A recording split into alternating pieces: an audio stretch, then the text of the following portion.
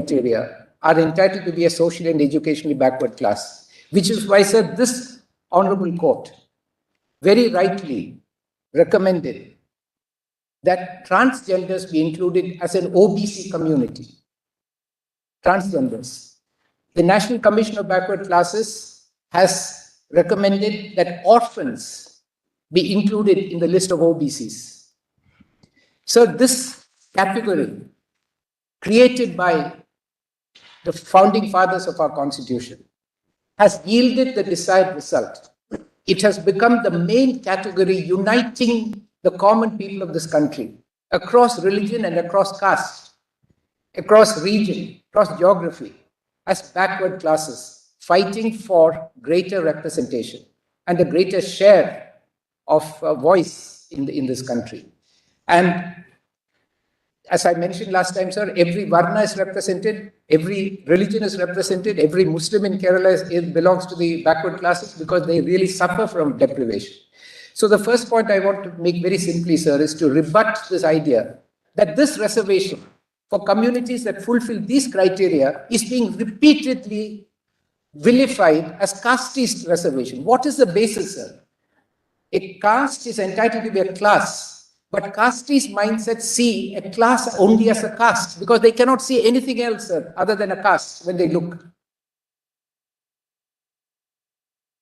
So therefore, I think we must recognize the value of creating a uniting category that cuts across various kinds of deprivation, and we must strengthen it. Now, is that being abused? Yes. What is not abused? And that's why the National Commission for Backward Classes rejected that JAT should be made backward classes. And the government, for political reasons, then government went ahead and gave them OBC category. So these mechanisms are working, sir. And I'm the first to say that these criteria must be strictly applied for the objective of giving voice and representation to people who are living in this condition. And they must be reviewed, monitored, and people who are not in these conditions, which frankly bring tears to my eyes, sir, when I read these conditions. We are talking of actual people, that they should have voice and a share. Otherwise, what is the purpose of our having freedom and democracy, sir? But it should be monitored, and it is not. But we should not throw the baby out with the bathwater, sir. That is my first point. Second, very briefly, sir, is this relationship between weakness and backwardness. I want to rebut the idea, sir, that weakness and backwardness are totally opposed to each other. When I saw the three-circle formula that Honorable Justice Butt put forward, what appealed to me was that there was a continuum running across that circle, and that was weakness. Weakness. The word weakness comes from the Proto-German word Weiku, W-A-I-K-U. It means soft. It will yield. No capacity to resist. So if you take Justice Butt's circle, as he said, at the center you have the greatest weakness of SC and ST. Then you radiate out and the weakness is less. The capacity to resist improves. And at the outer end, I would say our residual, there is massive human suffering in these groups. And to call them homogeneous because they are assumed to be caste does not do justice to that category, sir. So I think we must understand that weakness is a quality, sir. It's a quality of yielding, being soft. Backwardness is a rank. Are you towards the back or are you towards the front? Weakness produces that rank. But you can't, they're not intended to be opposed to each other. You cannot use backwardness to fight weakness or weakness to fight backwardness because they're two categories. And I saw in these three circles, sir, a rank and a recognition of weakness as I saw it myself. And I thought that was quite very helpful. Lastly, sir, my rebuttal point is, please don't divide the joint family, constitutional joint family of social, economic, and political, sir. They go together. The rest of the world has just begun to realize that what is social is economic, what is economic is political, what is political is social and economic. They're all different sides of a complex human condition. And so we have moved away, sir, from, in the last 70 years, from measuring poverty simply by looking at consumption and the right to buy food, to multidimensional poverty indicators, where we are looking at various aspects. And we find, sir, that poverty is defined as a multidimensional problem. No less than the IMF said, sir, that it's a multinational and multidimensional problem that goes beyond economics to include, among other things, social, political, and cultural issues. This is a recognition that we had in 1950s in our constitution, always speaking of justice, social, economic, and political.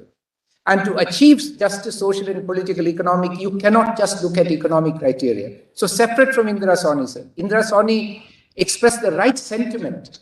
Now, if today you were to offer me the proposition that reservation should be on social criteria alone, I will be the first to oppose it, sir. I will say, don't ignore the economic criteria. Don't ignore the political criteria. If you say reservation should be only on political criteria, I will be the first to oppose it. I'm not against economic criteria, but I'm against single point criteria to determine human suffering and human backwardness. Poverty remains an extremely complex morbidity to recognize. But if we have made any progress, it is to realize the complexity, not to reduce it to 8 acres of land or X amount in the bank. So we've left that behind, and I think India will be shamed in the rest of the world if we still show that that is our approach to understanding human suffering, sir. So these are my 3 rebuttals, sir, very quickly. I'm aware of the time. Now I want to move to 3 basic structure violations, sir. We've all focused, and my learned colleagues who are far more able than me and far more knowledgeable than me have very deeply pointed out to many basic structures, although the respondent side has tried to narrow us to only two issues of whether or not economic criteria can be is valid under the Constitution, whether there's 50% reservation. But actually, number of submissions have been made on basic structure. But many of these submissions have focused on the exclusion. I want to focus on the inclusion, sir. My real problem is with the inclusion, not with the exclusion. And what is my problem with the inclusion, sir? My problem with the inclusion is that for the first time in our history, being a member of a forward class, socially and educationally forward class, has been made a prerequisite for getting government assistance.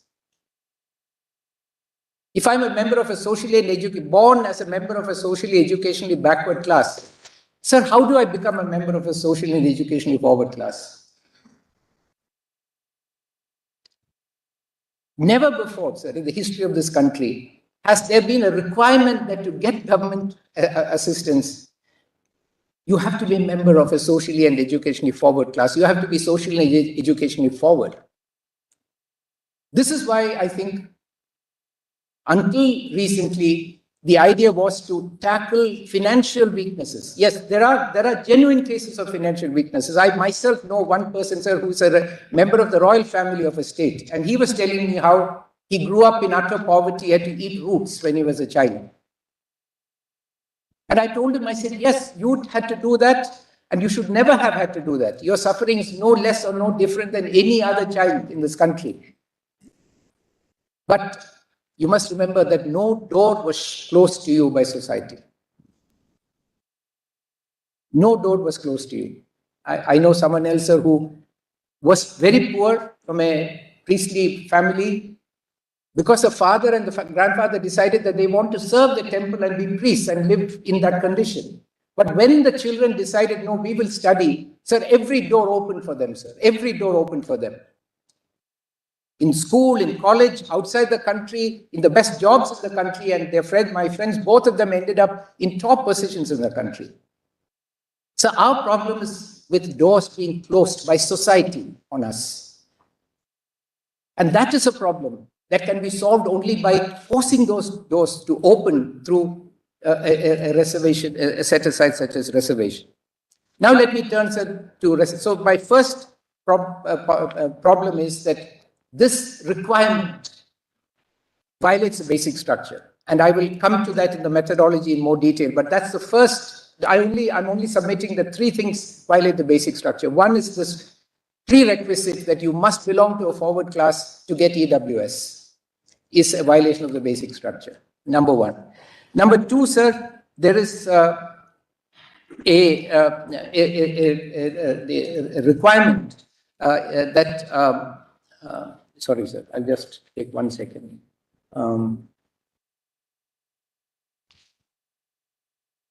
Yes, sir. The second difficulty with the violation of the basic structure is that is about the way 103 amendment treats reservations. Now, I believe reservation is a very dangerous instrument, sir. It's a very dangerous instrument. Because it necessarily involves displacement and discrimination. You're pushing someone out to get a chair, which is why we are before you, sir, because the question is that being done fairly and justly or not? Now, because reservation is a very dangerous instrument, Dr. Ambedkar himself in the Constituent Assembly said, don't apply it to more than 50%. Not because he wanted that to be a rigid criterion to be used to destroy the social and educationally backward classes and the SC/ST, as some of my colleagues may wish to do. But because he realized the danger of reservations, and he wanted more than anything else that every Indian should have equal opportunity. That's what the struggle of the movement always was. So it's a dangerous instrument. So therefore, they anchored that those reservation, put chains on it, so that it will not run out of control. The chain was that you shall be used only for representation, and you shall be used only for representation by backward, for those who are being discriminated against. That instrument, you can do anything else, you can help people in any other way, but this dangerous fellow, don't use him for anything else except to open the doors that society closed on you. You use him as a lever to open those doors and nothing else. Now, what 103 does is, sir, it destroys those harnesses on reservation. It says to uplift someone. It doesn't matter whether he has suffered from discrimination or not, but to uplift someone, you can use reservation. It is reservation unbound. If this amendment is approved, in short order, sir, there will be thousands and thousands of programs in this country to give exclusive assistance to various groups of people through reservation. Reservation will be unbound and let loose on this country. So instead of tightening that and making sure that it does not apply except where the truly deserving need representation, we are doing the opposite by universalizing and compartmentalizing reservation. I agree, sir, with you that compartmentalization already exists. It's a problem, sir. Let's not make it worse. When I heard the arguments about compartmentalization, ma'am, my mind went back to 1896. I was never there, but went back to the Supreme Court of the United States in 1896, Bless you, where they considered a case where a law was enacted by the state of Louisiana that railway compartments, it's ironical that the other side used the word compartment, railway compartments will be reserved by race. One compartment for whites, one compartment for blacks. And if a black entered a white compartment, you would be fined and prosecuted. And so some civil rights activists decided to test that law. A man who was partly white, partly black entered the compartment. He was caught, he was prosecuted. He appealed the case. The case went to the United States Supreme Court in a case called Plessy versus Ferguson, 1896. And in that case, the state argued that what I'm giving is compartments, separate but equal. Separate but equal was the defense of the state. Everyone, no, I'm not taking your share. You won't take my share. What is your complaint? You're getting your own compartment of the same quality. So the state argued separate but equal. And it was upheld by the US Supreme Court in what has today become one of two most disgraced judgments of that great court. It took until 1954, 60 years and 3 or 4 generations before it was reversed in Board versus Brown of Education. So I was reminded of the arguments that were made in Plessy and Ferguson when we heard an argument from our union that we want separate compartments and no one should complain, just be in separate compartments. So this is a violation of the basic structure idea of unity and integrity and harmony and fraternity of this nation. Fundamental violations, sir. if an imprimatur of the Constitution of the Supreme Court is put on this argument, which has now been openly placed before you, sir. You cannot but take judicial notice of this. The Attorney General of the country has placed before the Supreme Court of the country, we want separate but equal. And it took 60 years for the United States to realize that separate but equal is nothing but separate and unequal. That's what it is in reality. And therefore, sir, compartmentalization and unleashing of reservations, reservation becomes a free agent virus running through society, compartmentalizing everyone. What's the legacy that you will leave us, sir? So these are my limited points, sir. I have about 7 minutes left on the basic structure violations. I move to the last part, sir, methodology. And on methodology, sir, I turn to Justice Kapadia's judgment, sir. Wonderful judgment, as all of you know him, a judge of great clarity and great wisdom. So if you turn to para 22 of the judgment in M. Nagaraj, I don't have the right, I rely on Indian Qanun and all that, sir. So I don't have the right numbers, but it's para 22. 122. Sorry? It's page 242. Yes. Yes. I'll just read the quotation, sir. The question, because my time is limited, I have only 5 more minutes, sir. The question which arises before us is regarding the nature of the standards of judicial review required to be applied in judging the validity of the constitutional amendments in the context of the doctrine of basic structure. So this is exactly on point, sir. Justice Kapadia is giving us a methodology on how to decide the validity of the constitutional amendment of a constitutional amendment in the context of the doctrine of basic structure. Sir, if I would like to go through, but I may need another 4 or 5 minutes, sir, if you permit me, sir. So, sir, para 23 says the recognition of a basic structure. It's a brilliant analysis, sir. Recognition of a basic structure in the context of amendment provides an insight that there are, beyond the words of particular provisions, systematic principles underlying and connecting the provisions of the Constitution. So what is clashing with the basic structure, sir, are the principles underlying the provisions, not the provisions themselves, is what Justice Kapadia is telling us. These principles give coherence to the Constitution and make it an organic whole. These principles are part of constitutional law, even if they are not expressly stated in form of rules. Now, this is a very important and significant limitation to the idea of basic structure, sir. Justice Kapadia is saying that if you want a principle underlying a provision to be part of the basic structure, it has already got to be a part of constitutional law, recognized by courts and binding on the legislature. So that prevents anyone from coming in and putting any random principle as a part of the basic structure by just putting it into the Constitution. So you have to go through a process where there is a law, there are principles that are established by courts, accepted and are binding on the legislature. Then you say, okay, that is the principle by which I will determine the nature of the provisions.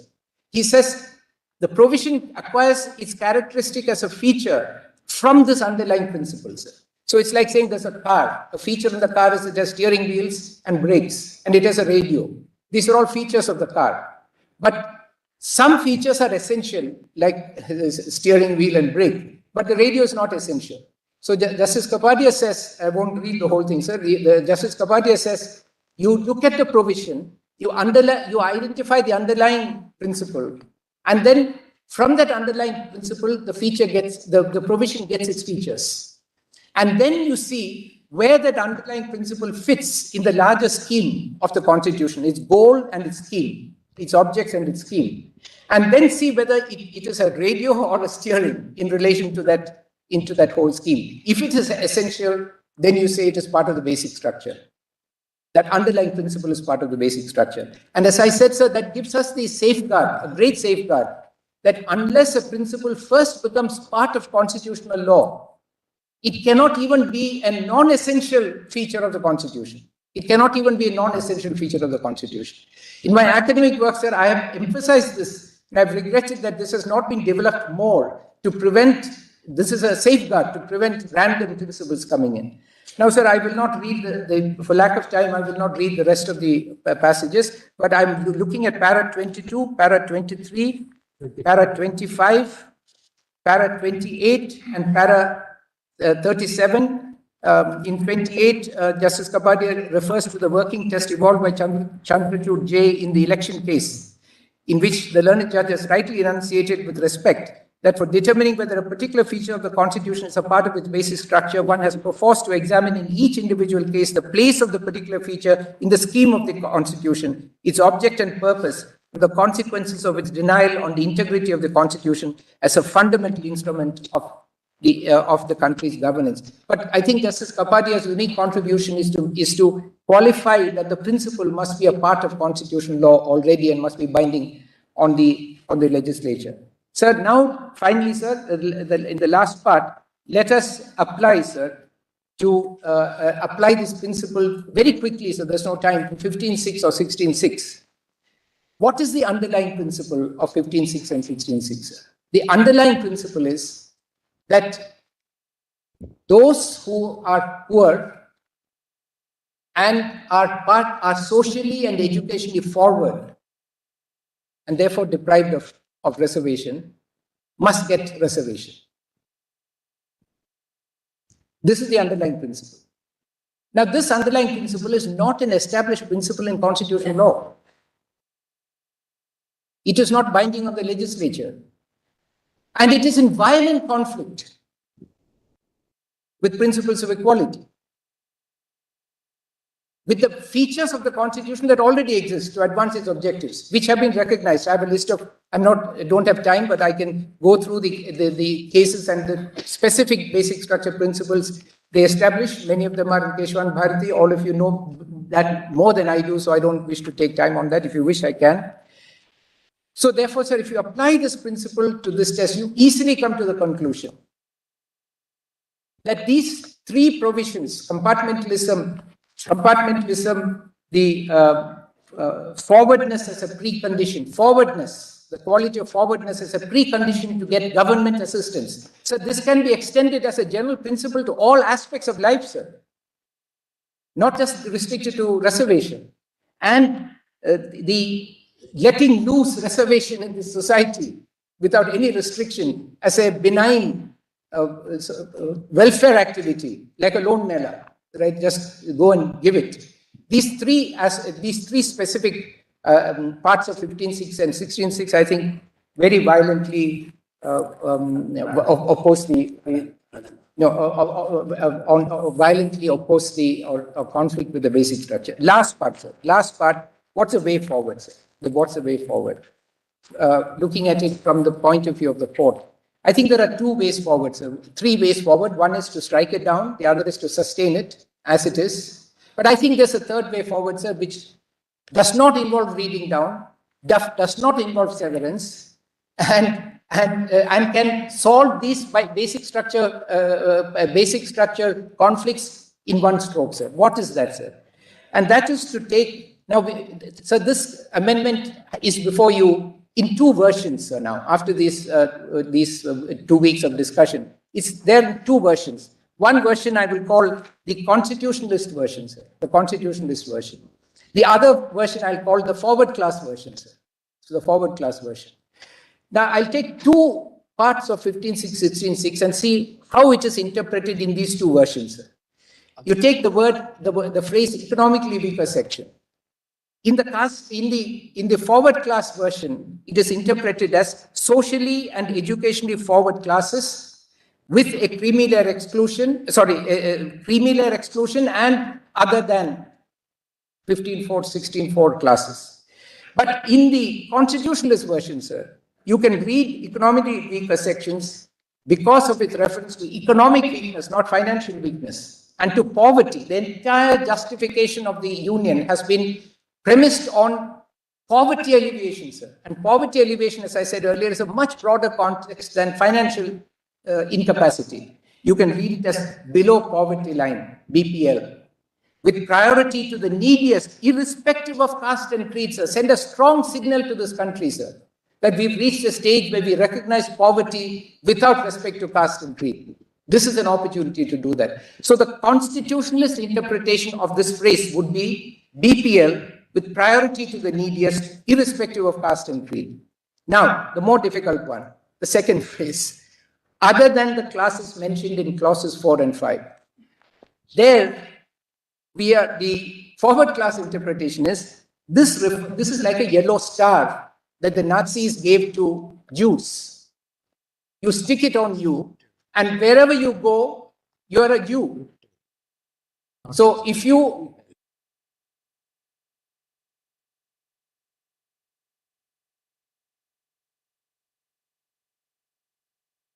it's a yellow star is a social identity, sir. I would argue the status of OBC and SC/ST are only relevant when you are you're claiming or getting that reservation. If you're not in the room for for claiming benefits, you're a human being, sir. Not a yellow star. You're a human being. If I'm an OBC in one state, there is a particular community, I don't wish to name it, it's scheduled caste in Karnataka, it is OBC in Maharashtra. Now, does that person change, sir? Morph from OBC into SC/ST when he crosses the border? No, he's just a human being. But his entitlements and claims may change. So socially and educationally forward class interpretation are converting class into caste and attaching OBC, SC/ST to all of us like a caste that stays with you. They cannot see us as human beings anymore except as OBC. So we reject that approach, sir, and take a constitutionalist approach. What is that constitutional approach, sir? It is, we see this other than the classes mentioned in clause 4 and 5 as meaning that the eligibility criteria for forming the sections in Articles 15.6 and 16.6 shall be other than the eligibility criteria for forming the classes in Articles 15.4, 15.5 and 16.4.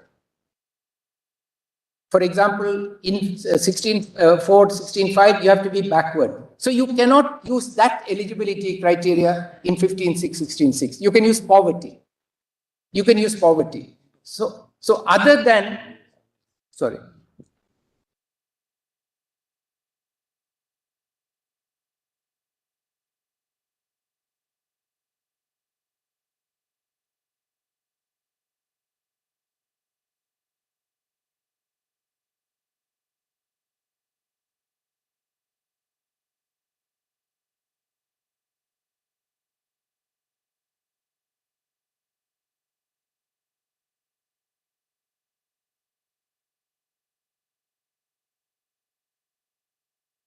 Sir, the Constitution is always at the level of criteria, sir, not at the level of identifying human beings. All these are criteria, whether it's EWS or OBC, SC/ST. The Constitution sets out criteria, broad criteria. So why are we reading the Constitution as referring to people and putting a yellow star on them? And why don't we refer to this as criteria? Now the question is, sir, last question is, this will not, as the bench had observed. So what are you saying? Yes. That other than means descriptively. Other than refers to the criteria, not to the people. The criteria shall be other than. Criteria means it has to be descriptive. See, criteria, we can call it, it's a matter of semantics. Yes. Other than means you have 4 socially and educationally backward. Yes. Now, other than can mean 2 things. The way we have understood so far is exclusionary. Yes. The other way to read, perhaps, is that this is descriptive. In addition to the category 4, we have this category. What has been described in 4 and 5. What is described? In addition to that, we have this. Therefore, in that event, there is no exclusion. Yes. Then you have you can call it a silo, you can call it a separate container, where everybody competes on the basis of poverty. No, sir, as you can read it in any manner. You are rendering the entire observation.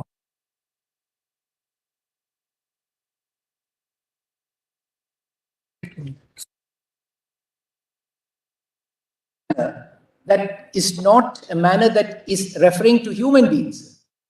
Human beings. So, for example, criteria for sports persons is different from criteria for persons with disabilities. So, if you want to get horizontal reservations under either, you can be a scheduled caste woman who's a sports person and is disabled, and you have to deal with 4 sets of criteria. And there is nothing in interlocking reservation that says you cannot have multiple eligibility. So what Justice Jeevan Reddy said, interlocking reservations. So what I'm saying, sir, is that we read these as we ensure that there is no overlap. Now, we can attribute rationality in saying that backward classes and weaker sections are very closely interrelated. They're two sides of the same coin. Therefore, all the more reason to ensure that the eligibility criteria are distinct and with intelligible differentia. So here, for example, no need to put this criteria on what your stigma is or your social status is. You can just concentrate on the deprivation. This MPI, so the multi-dimensional poverty index criteria. You can do that, and here.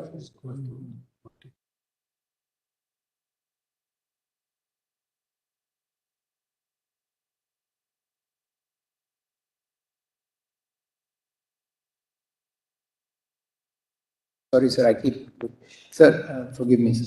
The last point I want to say, sir, is that, yes, this may mean that the political intention of providing a separate compartment for a particular group may not be achieved, but that is not the concern, sir, of a court. And, that will never be the concern of a court. First, this will not be the first time that a political intent has been frustrated by what Justice K.K. Matthew, I forget the judgment, beautifully once called the need for all constitutional provisions to be in fraternity with each other. So when this, whatever the political intent may have been, once 16.6 and 15.6 enters the house of the Constitution, it acquires all the characteristics of all its friends in the Constitution, sir. 21, 19, 14, 16. They're all one big friendly family, sir. And they have to live in harmony together. And so this interpretation, where we say that other than means that the criteria shall be distinct, eligibility criteria shall be distinct to avoid an overlap, will allow you, sir, to keep this going without running into the letting reservation run loose, disconnecting reservation from backwardness or poverty, and without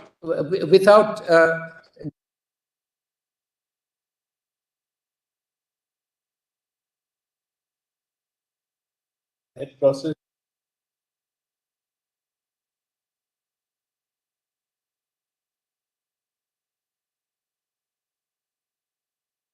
They are disrupting the harmony.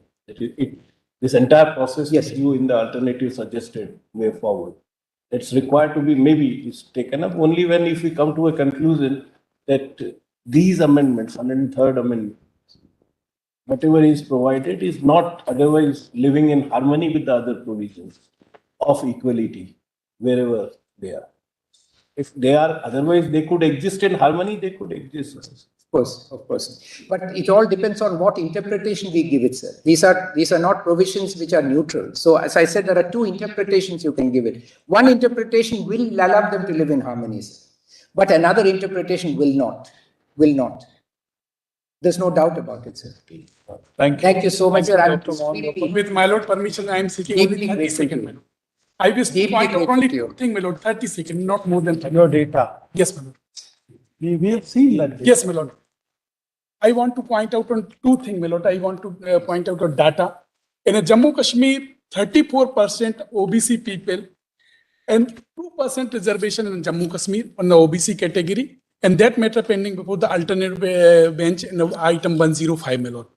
And state of Madhya Pradesh, SC, ST, OBC people are 89%, and OBC people, admittedly, 52% population in OBC category, and reservation only 14%. And my lord, the ratio is a very important one. I want to read only one paragraph, my lord. This is the, this define the. Get into that issue. that whether the ratio-wise or proportionate representation. Yes. What are you hinting at, sir? So, my lord, these people are not adequately represented in the government sector in anywhere, my lord. That's the reason we want to point out. According to you, supposing, for instance, in a given state, scheduled tribes are more than what is the percentage of reservation meant for them. This is what you are hinting? My lord, I want to point out this, my lord. In 52% population in Madhya Pradesh, only 13% people are working in the government and PSU, my lord. So this is the actual situation in the ground level. And they are in 20% reservation given. And Sir, what we are focusing on, and again, you would request, sir, how this particular way of looking at the thing would help us in arriving at a conclusion whether this amendment will disturb the basic structure or it disturb the basic features or not. Individual cases or individual layout or spread of the persons or the percentage of persons getting into employment, not getting into employment, maybe because of variety of factors, sir. yes, I want to just point out, reservation is the tool to give an adequate representation all corner of the society. And what you are now trying to say is that there is inadequate representation for certain sections of the Yes, society. Understood. But that is not something that we are called upon to decide. We are called upon to decide completely different dimension of the problem. So we can't by our decision make some kind of, adequate representation for those who are inadequately represented.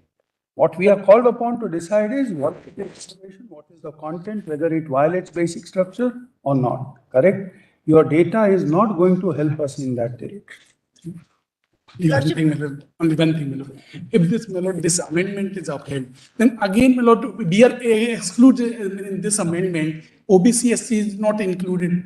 So we are excluded in 10% Council reservation. have argued well. I'm sorry. So please rest. And I want to just point out, we are already placed the data, my lord, so kindly. That's all right, sir. You have told us at least 4 times. I'm sorry, my lord. We have understood. I'll take 20 seconds, Lord Sir, just to apprise that the criteria of 8 lakh limit is pending before court number 2. So That's if all in right. case Lordship is going to upheld or whichever way, it should not be decided on the 8 lakh limit. Okay. They have filed the IA, that is the reason. In this matter, your lordship made a beginning with advanced written submission. Mr. Sharan, we Timeline. want your again assistance on the point because by the time we have come to the close of this particular matter, we started with say 1 unit, today we are 20 units, correct? We want you to again put that in concise form. If you and Mr. Kanu Agarwal, if you can actually, we can bank on your services, please do that in next 3 or 4 days time. Because we'll do it in the next 3-4 days. Not just one suggestion I had, from the experience we have gained here. Because your lordships may consider advanced timelines and advanced written submission as a part of practice directions for constitution bench matters generally. Because the bar is also learning. Because in this matter, you are learning.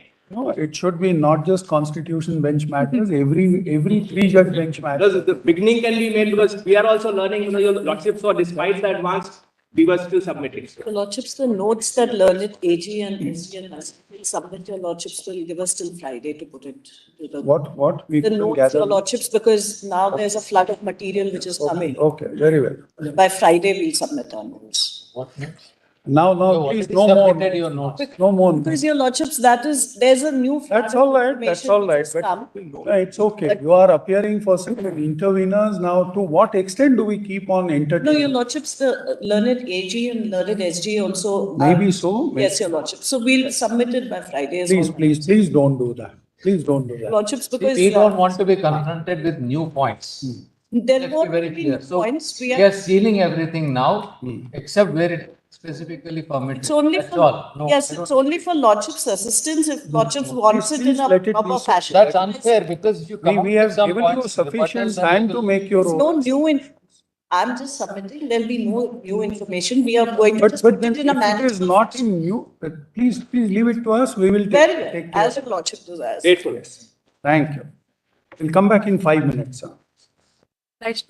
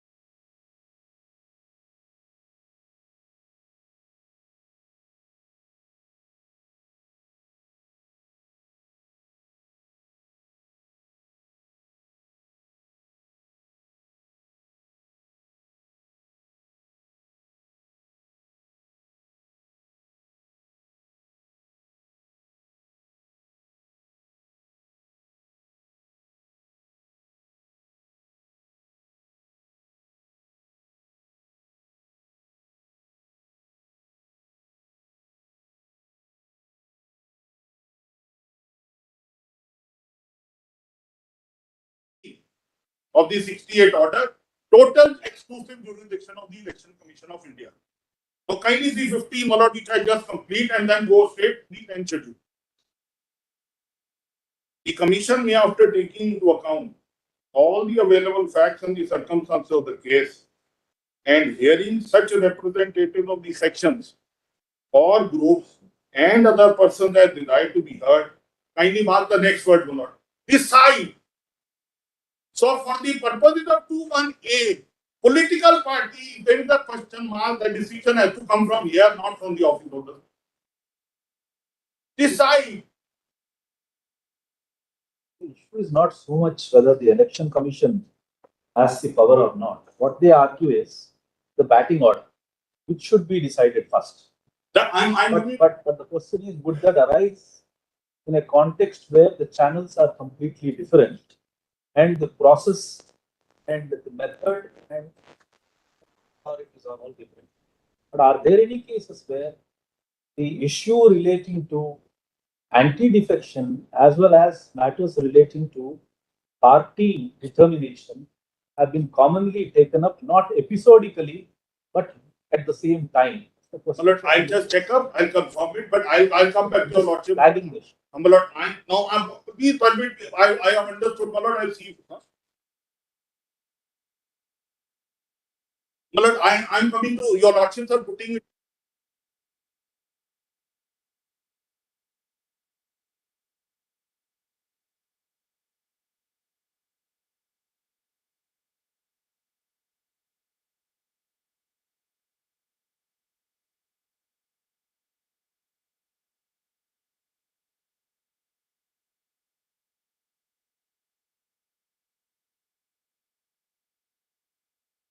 I'm sorry. Yes. Lord, your lordships are putting it to me that in which order these two issues to be decided, because let us assume that the two issues does arise, that who is the leader of the party and whether that incident of disqualification has taken place or not. If these two issues are to be decided, it must be decided first. That's what your lordships are wanting to know. My lord, my respectful submission is this. I will go to straight away to 1A and to 1B of the 10th schedule in a moment.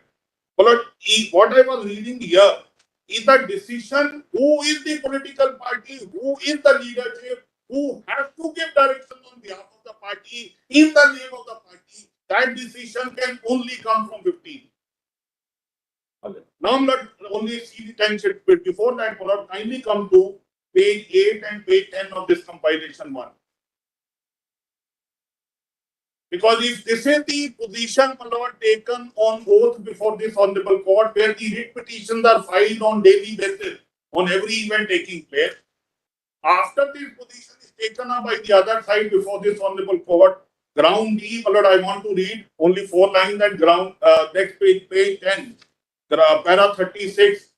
Then, my lord, therefore, a contradictory position by filing a writ petition would not have been agitated, and that is the reason why no writ petition, quasi-election commission jurisdiction or election commission proceeding is not filed. Ground D where? Ground D at page 8.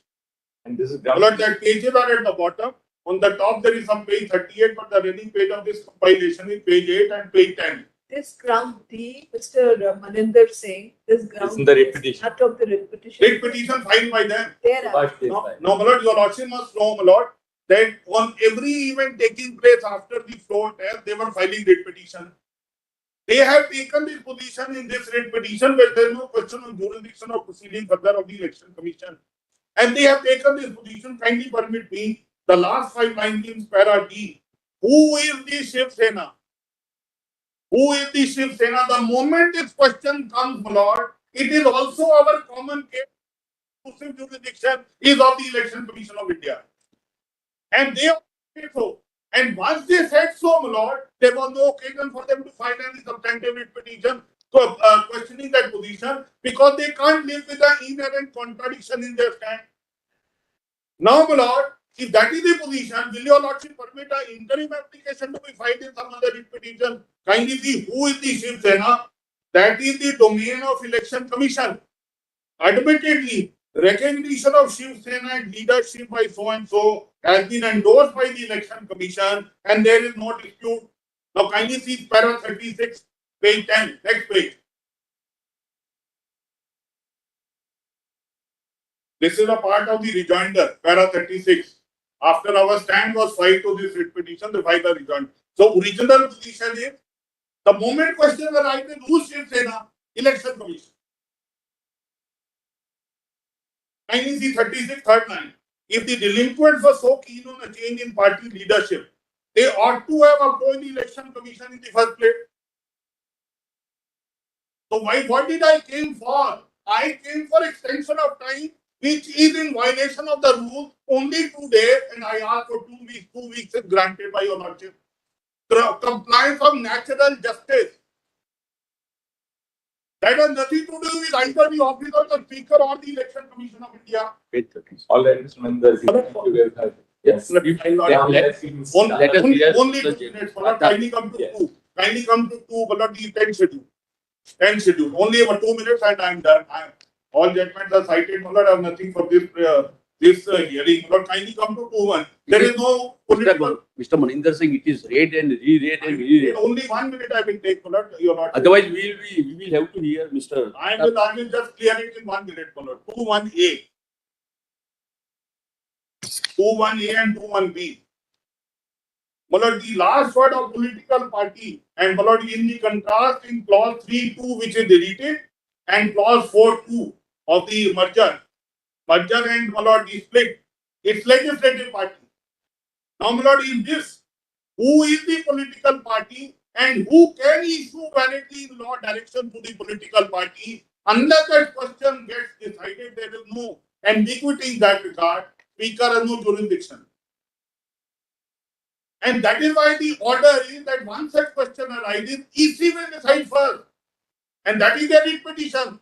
Ground D and para 36 in rejoinder. Grateful, my lord, I am deeply obliged. Thank you. Yes, we did, Nani. Very brief. My lord, I realize your lordships are very keen to hear a detached voice rather than partisan interest. So I'll just state my proposition. Lord, my learned friends have dealt comprehensively with the distinct jurisdictions of the Speaker and the Election Commission. One decides disqualification of MLAs in the House. The EC decides intra-party disputes.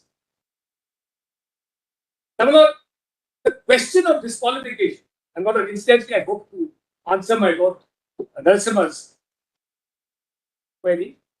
The question of disqualification under the 10th schedule is governed by a mandatory procedure. Particularly, there has to be a notice, a hearing, rules of natural justice, and a reasoned order. Although there is no concept of potential or deemed disqualification, it has to be actual, not a deemed fictional one. The entire case of the other side, trying to link disqualification with intra-party disputes, is based on a disqualification which has never happened. There is no such question of a deemed disqualification. That fiction is the fiction of the other side. Thirdly, allied to this question is that the Deputy Speaker, in this case, there was no Speaker because the then Speaker had resigned since 5th February 2021. But the Deputy Speaker in this case was disqualified from embarking upon the adjudication procedure because it had been brought to his notice that he had lost the confidence of the majority in the House for his position as Deputy Speaker. Now, my lord, this is not just Navam Varia's case. This is actually a mandate that when your own position as Deputy Speaker, i.e. the adjudicator of disqualification, is under question, then it is not just Navam Varia, they amplified it. But it's Article 181 of the Constitution's mandate. And I'm not going to read it out. Your Lordship will just note that Article 181 says this, that when the Speaker of the Deputy Speakers, a majority is itself question, he must desist from the adjudication process.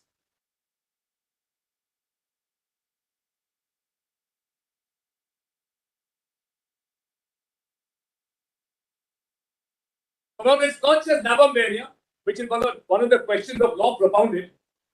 Navam Varia does say so. And we're having a second look at it, but also Article 181. Then my lord, two more propositions. Yes.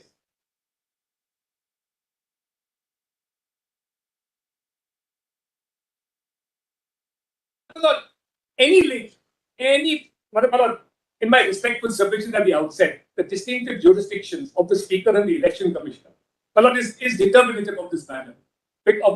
That's almost conclusive. But my lord, any possible link between disqualification and the powers of the Election Commission to deal with inter-party disputes has been snapped by the very important event of the Chief Minister resigning on the 29th of July 2022.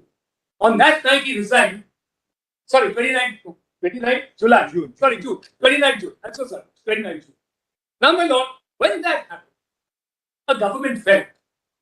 Nothing that happened thereafter, after he resigned, was a consequence of what happened previously.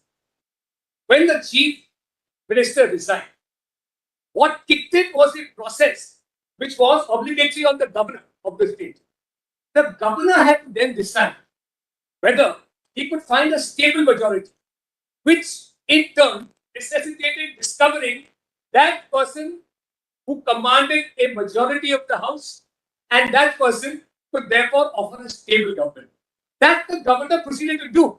And because this is the mandate of Rameshwar Daya of 2007, I'll give us the citation. Rameshwar Prasad.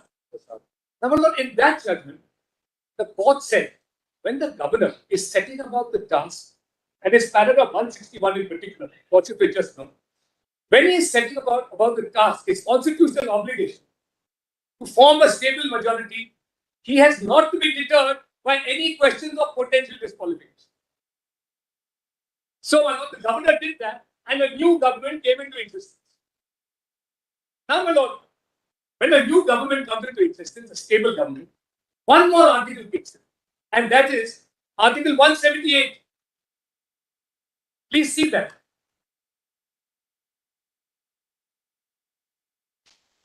To give the citation of Rameshwar Prasad. Yes.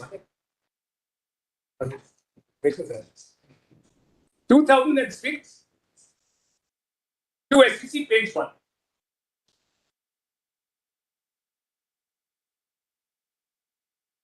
Legislative Assembly of a state shall, as soon as they be, choose two members of the Assembly to be respectively Speaker and Deputy Speaker thereof, and so often as the office of Speaker or Deputy Speaker becomes vacant, the Assembly shall choose another member. Now, on the new government being formed, an election was held for a new Speaker. This was the mandate of 178. A new Speaker now has taken, and he took office after a vote. They participated in that vote and they lost. There is now a new Speaker. Any questions of disqualification, and my lord, the Deputy Speaker only performs the task of the Speaker when the Speaker is not there. Once you have a Speaker, any question of disqualification now goes to the Speaker. There is no need of disqualification, and they want to run away from the question of actual disqualification because the new Speaker has come. So, in short, my lord, I will pay. Thank you, Mr. Datar. Well, just one question of Justice Harrison. Well, there is a judgment of the division bench, a recent judgment of the division bench, which goes into this between 10th schedule and the Election Commission. It's a division bench of the Kerala High Court. What is the citation? Yes. Okay. It's in the compilation. It's 2021 4 KLT SN 33, page 51. But it's an I compilation and it's judgment number 7 in our compilation of them. Particularly paragraph 76, the last paragraph, it's the one case which decides both the issues. It's the first case I've seen where both the disqualification as well as the inter-party dispute was concerned, and the impact of each. Mr. Solicitor, you want? Sir, only 5 minutes because I appear for the governor. Therefore, my role is different. In my role, I have already played, and if required, I may play. But only question your lordships in the today's hearing required to answer is this. But when Article 324 was framed, just giving a little background, and 5 minutes is broadly outer limit. When 324 was framed, so there is a beautiful discussion which I will not read, I will pass it on, where Dr. Ambedkar examined what was the purpose of 320. And one of the main purpose was that certain political questions may arise as against the constitutional questions. And those political questions, there has to be an authority who, apart from conducting election, will also decide. And that is the Election Commission.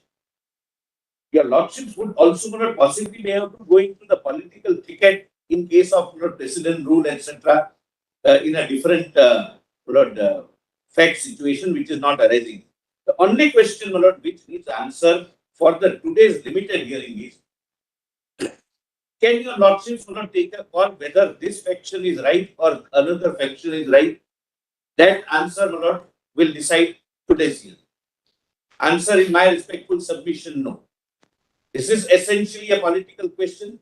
There are rules framed by the Election Commission of India as to how that question is to be gone into and decided. Because this is not for the first time that such a situation has arisen. That within the party, two factions claim that I am the original party. Somebody will have to go into that question.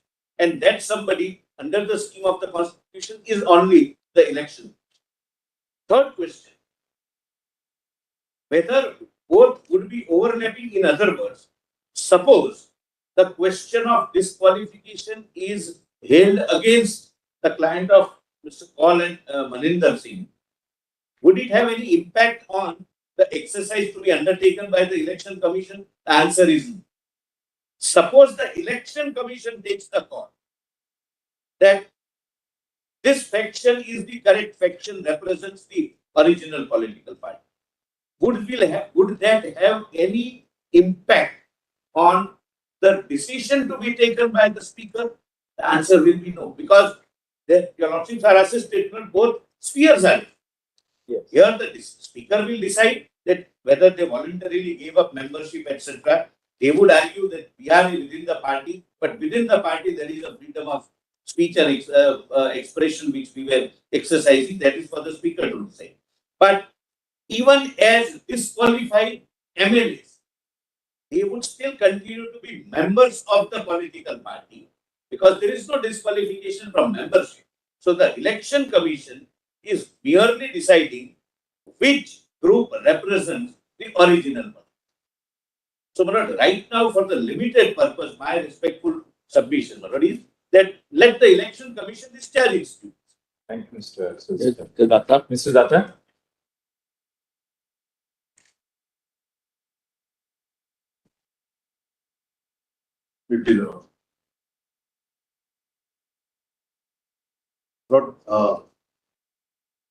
My submission is already are that the functioning of the Election Commission is completely different and independent from the role of the Speaker in the scope of the 10th schedule. In fact, Lordship sees the 10th schedule. The heading refers to C Articles 102 and 191. We'll have to first go to those articles. Lordship just takes 10th schedule.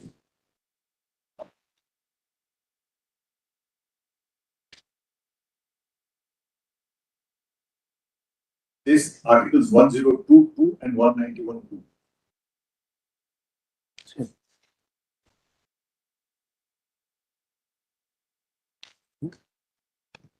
Yes. And bro, since we are referring to a state assembly, I will confine myself to Article 191. So, Lordship, but I want to show these constitutional provisions and the statutory provisions which show that the Election Commission's role under the Representation of People Act 1951 is completely independent and completely different from what happens in the 10th schedule. If your Lordship now comes to 191 of the Constitution, Lordship will note, along with the insertion of the 10th schedule by the 52nd Amendment, they also inserted Article 102.2 and 191.2.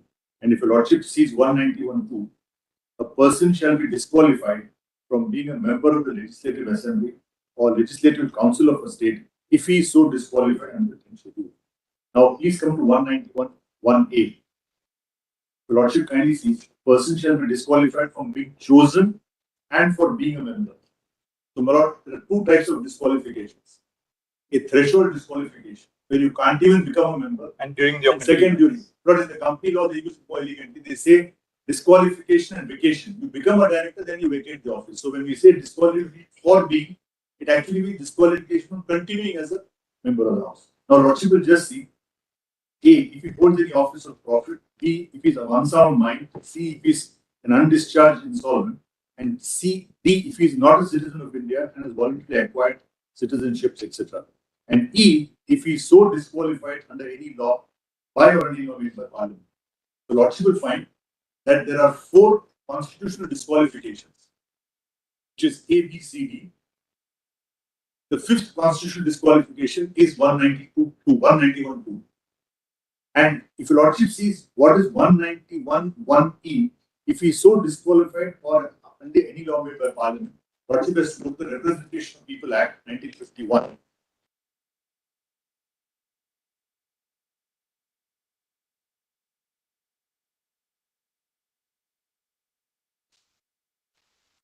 But I will be basically referring to the Constitution and the Representation of People Act, so Lordship will just keep these bare accents. Great. Now, if Lordship just sees the index, the table of contents of the Act, of the Representation of People Act 1951.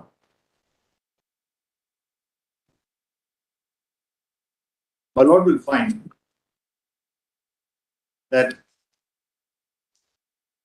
far as the Representation of People Act is concerned, please see the table of contents, the index will give you also the architecture of the Act. Chapter 1 and 2 talk of qualifications. And my Lord will kindly notice that chapter 3 and 4 deal with disqualification.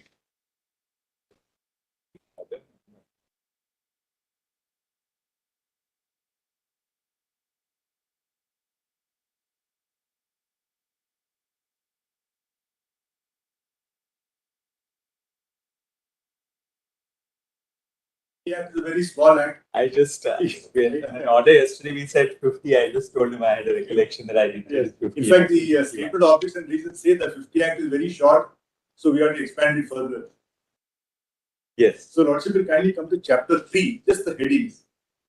Definition, disqualification for conviction, disqualification, ground of corrupt practices, disqualification, etc., etc. And chapter 4 is disqualification for voting, where you are a member but you can't vote. Now, what I'm submitting is, yes, the Parliament and the Constitution has consistently made the difference between what are disqualifications under the Constitution and what are disqualifications. As far as the Representative People Act is concerned, the authority to decide is the Election Commission. Actually, I'll come to 191. The President will decide, but he will take the opinion of the Election Commission. If your Lordship now, so the point I'm making is, the disqualification given in the Representation of People Act 1951 is a completely different thing. The role of the Election Commission, being a constitutional body, is clearly demarcated, and it is neither hedged nor restricted by the 10th schedule in any manner.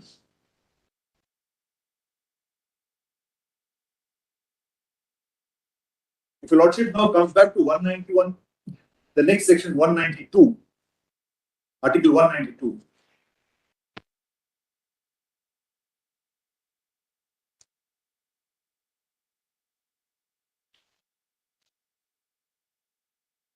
yes. If any question arises, 192. And Lord, this is equal to 103. Lord, this makes a note. Parallel provision Parliament is 113. If any question arises as to whether a member of a house of a legislature of a state has become subject to any of the disqualifications mentioned in clause 1 of Article 191, the question shall be referred to the governor and his decision shall be final. 2. If before giving any decision on any such question, the governor shall obtain the opinion of the Election Commission and shall act according to such opinion. So, disqualifications in clause 1, which are constitutional disqualifications plus under the Act. These are decided by the governor, but he will take the opinion of the Election Commission. Now, Yeah, and Lordship will kindly note the governor shall obtain the opinion of the election commission. So he has to. So the Act very clearly demarcates the role of the election commission as quite distinct, separate, and the parameters are prescribed. Now let's go to the 10th schedule.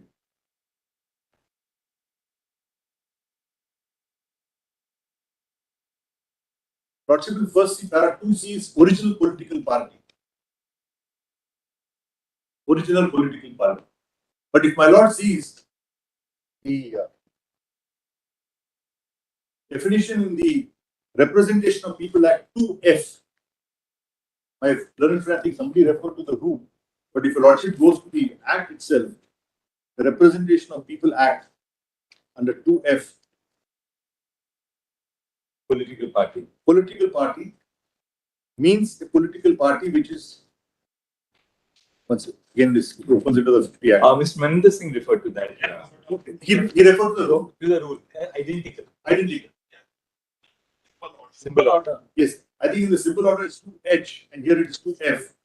But the point I'm making is the purpose. 2H. Yeah, 2H in the rules, 2F. 2F corresponds to 2H. Now, it talks of political party means an association or body of individual citizens of India registered with the Election Commission as a political party under section 29 capital A. And just see 29 capital A for a minute. Registration with the Election Commission of associations and bodies as political parties. So Lordship will see, my lord, it's not necessary to you have to be a society or a trust. It can just be what we call an income tax, an AOP, or a body of individuals. The association of body of individuals, citizens, calling itself a political party and intending to avail itself of the provisions of this part, shall make an application to the Election Commission for its registration as a political party. Now, my lord, my humble submission is the need to call, when you talk of original political party, that means there is something which is original and something which has come later. That must be because of the provisions of para 3, where a group of people could split and form a separate party. So that could perhaps be the reason why they use the word original political party, which means the political party contemplated and registered under section 29A. That could be the original political party. And para 3, where they say that if more than 1/3 people split, they could sit as a separate member. And in fact, the 91st Amendment says that this bulk defection is causing harm, and therefore they decided to do away with para 3 completely. So my submission is original political party must be understood to be, my humble opinion, the 2F read with 29A party.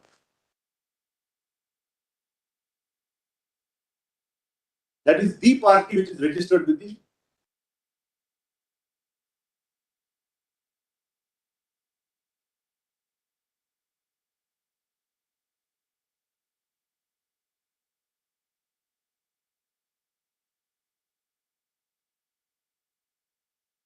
for the purpose of anti-defection.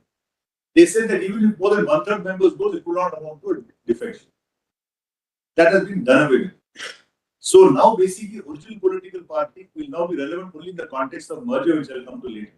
But for the purpose of us, that's the meaning of original political party. Now what is legislature party? Legislature party means, Lordship sees the constitution.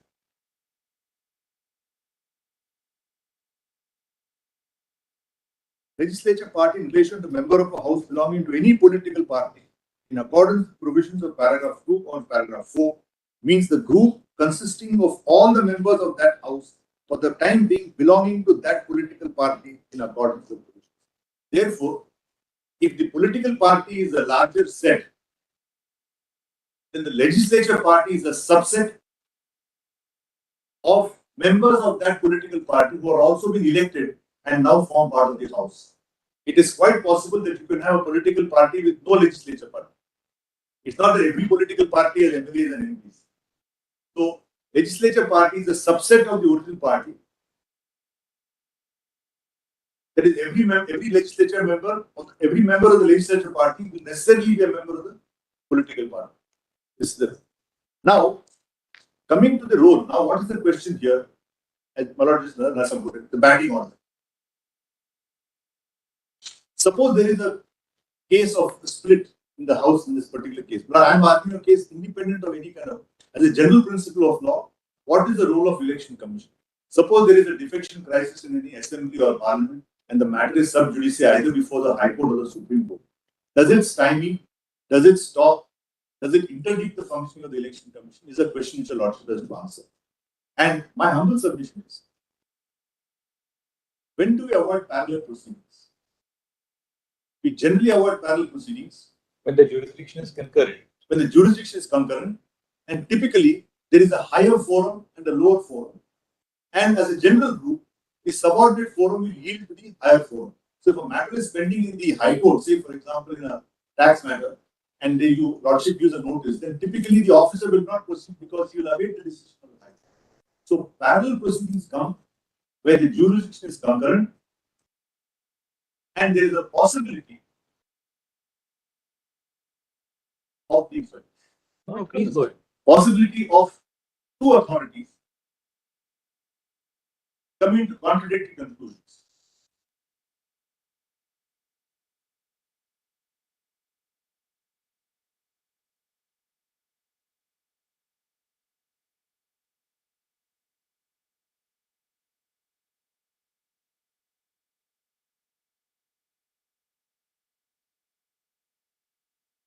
The second point I would request the lordship to kindly consider, 10th schedule is legislature or member specific.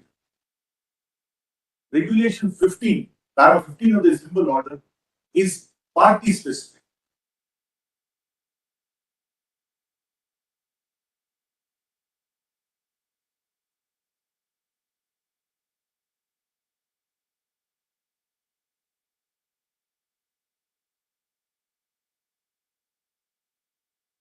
So the issue of disqualification would really relate to the membership of that house. Of that house, that's what why there are two a particular state legislature, or if the case may be one because yes, parliament. 191(2) says you will be disqualified member of that house. It doesn't say anything about the political affiliation, political party membership.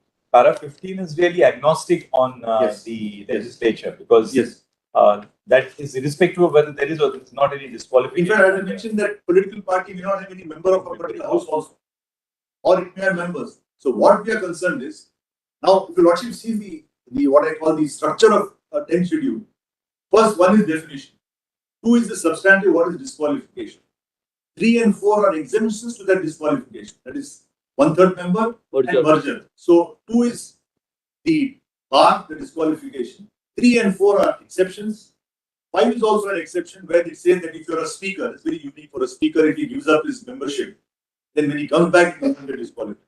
6 is the procedure, which came up for consideration in Kyoto almost. And 7 are the rules. So if a lordship kindly sees, every para in the 10th schedule refers to the disqualification of a particular member. The lordship, para 2A, for example. Here is a case where 2A of the 10th schedule.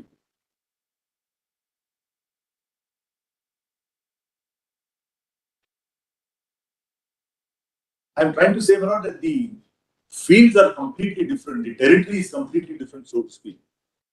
Manoj kindly comes to 2(1)(a). A person who has voluntarily given up his membership. Now, Manoj, it is absolutely common sense that if a person is given up his sense, he's now going to file an application in clause 15 of the symbols order. People who come for the symbols order are saying, look, we are in this party, the rival group is in this party. Please decide who's the real party. So 2(1)(a) will never apply. What is 2(1)(b)? You violate the whip. So the role of disqualification is basically a person who gets elected on a particular ticket, then leaves the party and comes to it, then you get disqualified. The only point really, Mr. Datar, is that the issue of giving up the membership of a political party within the meaning of 2(1)(a) is not confined to your activities within the house. Yes. In my submission, Lord, I would submit that will partly depend on, because what I'm submitting is, if because voluntarily giving up the membership of a political party is not confined to what you do within the folds of the house. Unlike 2(1)(b), which is votes or abstains from voting in the house. Yes. But 2(1)(a) is much broader. voluntarily gives up membership of a political party. No, I'm sorry. I absolutely no. And therefore, the speaker's power to determine that is not therefore confined to what takes place within the fold of the house. Lordship will see there are case laws which say, what is the meaning of voluntarily giving up membership? There are judgments which say, if a particular member of party X has attended all the meetings of party Y, he has participated in the functions of party Y, then has he given up his party or not? So in some cases they said, yes, it's amongst giving up membership.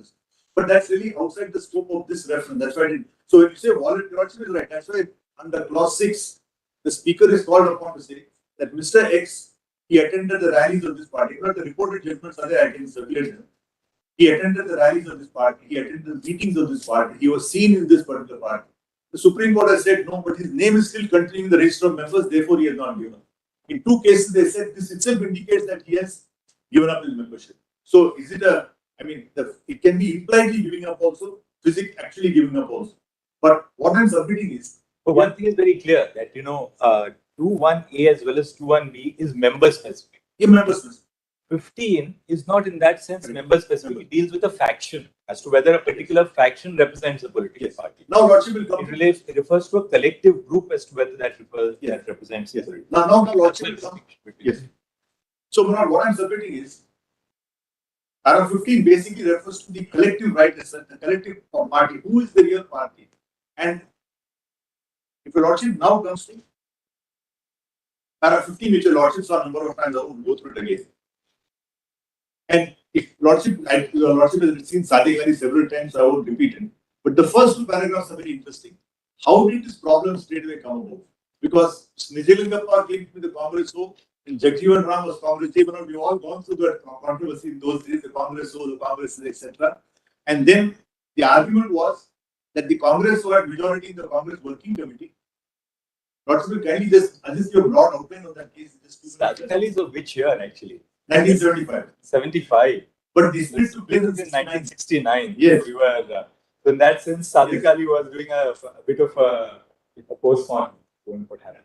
No, but what happened was because Justice Khanna remarks in an abnormally prolix order. The prolix itself is abnormal, but his Lordship says abnormally prolix order of 437 pages. The Election Commission has drawn. There, what happened was, Lordship will just keep on just 2 points. Lordship will know. Sadiq Ali deals with 72 Supreme. Sorry, it's Sadiq Ali says 72-4 SCC 664.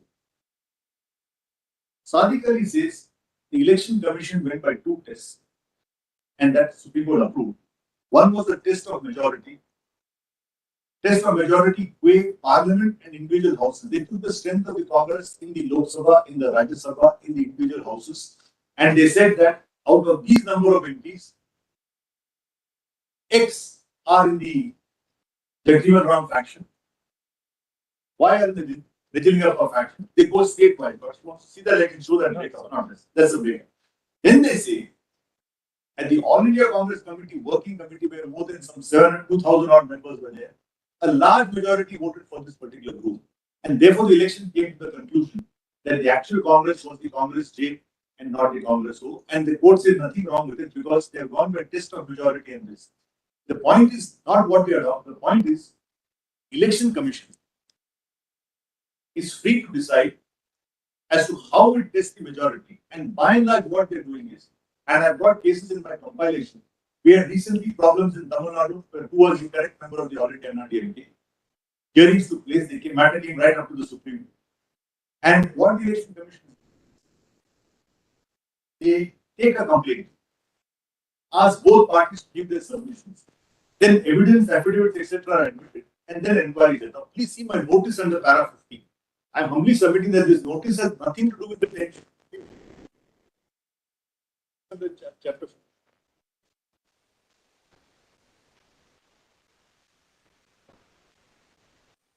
Lordship will kindly see out.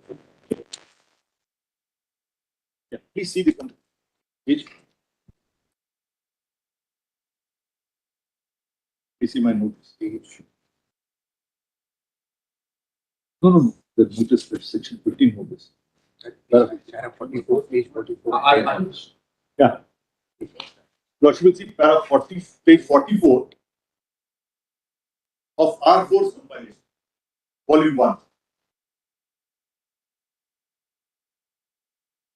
22nd July 22. Document. Yes, yes. Document number 9. My lord is gone. Document number 9. What is it? What It's is in the it? Sadiq Ali compilation. No, no, no. It is the compilation of respondent number 4. Volume 1, respondent number 4, compilation of documents and rules. And this is document number 9. What is Yes. it? 22nd. 22nd, your my lord is right. 22/7/2022. Page number? Page. Page 44. So the pages are coming at the bottom. Yeah.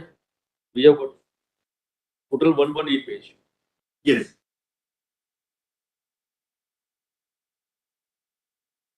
So Lordship will kindly see the notice is sent to both and then subject so and so. After the preamble, kindly come to para 2. The commission is in receipt of communications as delineated below.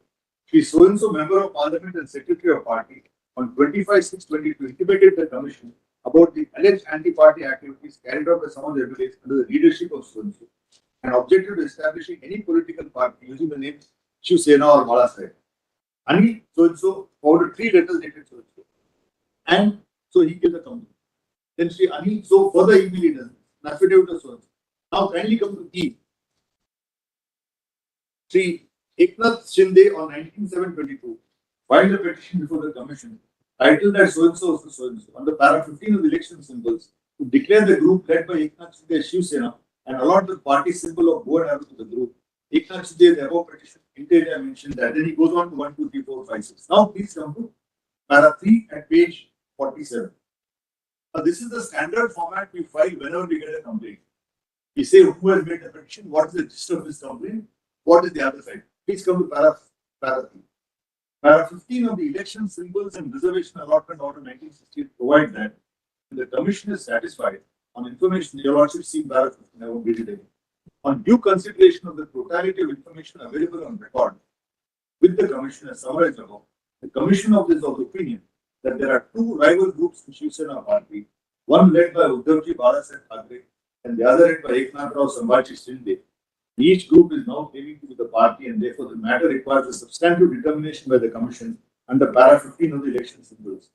In order to place both the rival groups on even keel and to protect their rights and interests, and going by the past precedents, the commission has directed the documents submitted by the rival group be exchanged and the reply and written submissions be invited from the 2 groups. The steps envisaged under para 15 proceedings prior to the hearing rival groups they require both rival groups to submit the respective documentary evidence of the support claimed by them, the organizational and legislative wings of the parties. Accordingly, Commission has directed both the group to furnish written submissions and their respective documents to support their claims by 8th August 2020. But when the matter came up, I told the court that this is just the first step. There is no need to stop me. Let all the inquiry go on, inquire the matter. But then the court said, please furnish documents you asked for.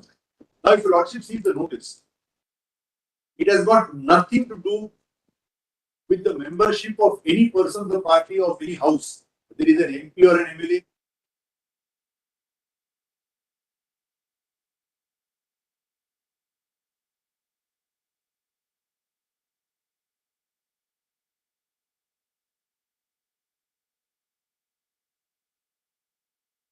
Nothing.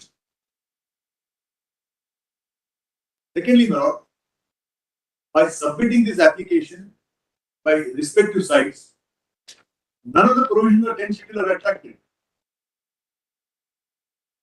Because 10th schedule disqualification is limited to 218, 21B.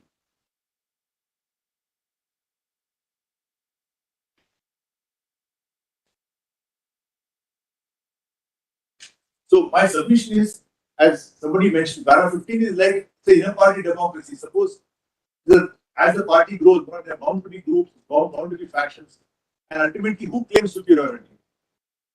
There is no floor to test the house. So only way election can do is to get documents, get affidavits, listen to the parties, and then decide. Now, Lordship will just see how we have done it in one case from Tamil Nadu. Take that Anna DM. I don't think we need to go into the issue. No, what I'm saying is, because Lordship will see, number of advocates have appeared, numerous documents are being filed, hearing has been conducted. So Datta, you have already said so in your paragraph 3, the procedure to be followed by the election commission. You have already stated so. Thank you, Mr. Datta. So my humble submission is not only in this case, but as a general rule, my humble submission is whatever happens on the floor of any particular house of parliament, that will be completely independent. It will not impact the functioning of the election commission in any case at all.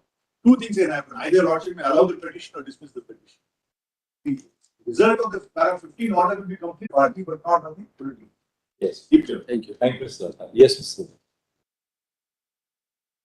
My friend is right. These two 10 schedule and para 15 operate in different silos. Then he's right. That's what your lordships have to decide. My lord made a very important and significant comment. A lot of these issues in respect of voluntarily giving up membership of the party doesn't happen in the house. You go to Gujarat, hobnob with the opposition. Then you go to Guwahati. From there, you are sending notices. Then you accompany the leadership of the BJP to the governor. All this is not within the house. All this is outside the house.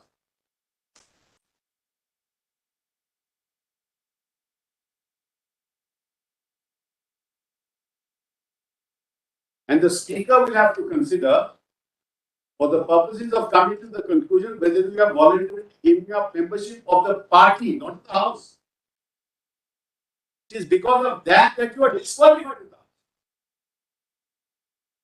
Giving up membership of the party outside the house amounts to disqualification within the house. So you can't say one is different from the other. What happens in the house is unrelated to what happens outside the house.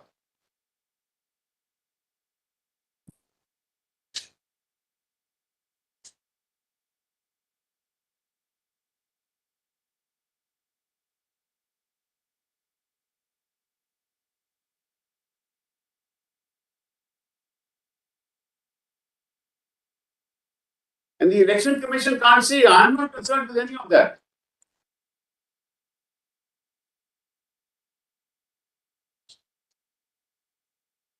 Number 2, Manoj, in paragraph 21B, if you vote against the whip, you will be disqualified not just under 21B, but also under 21A.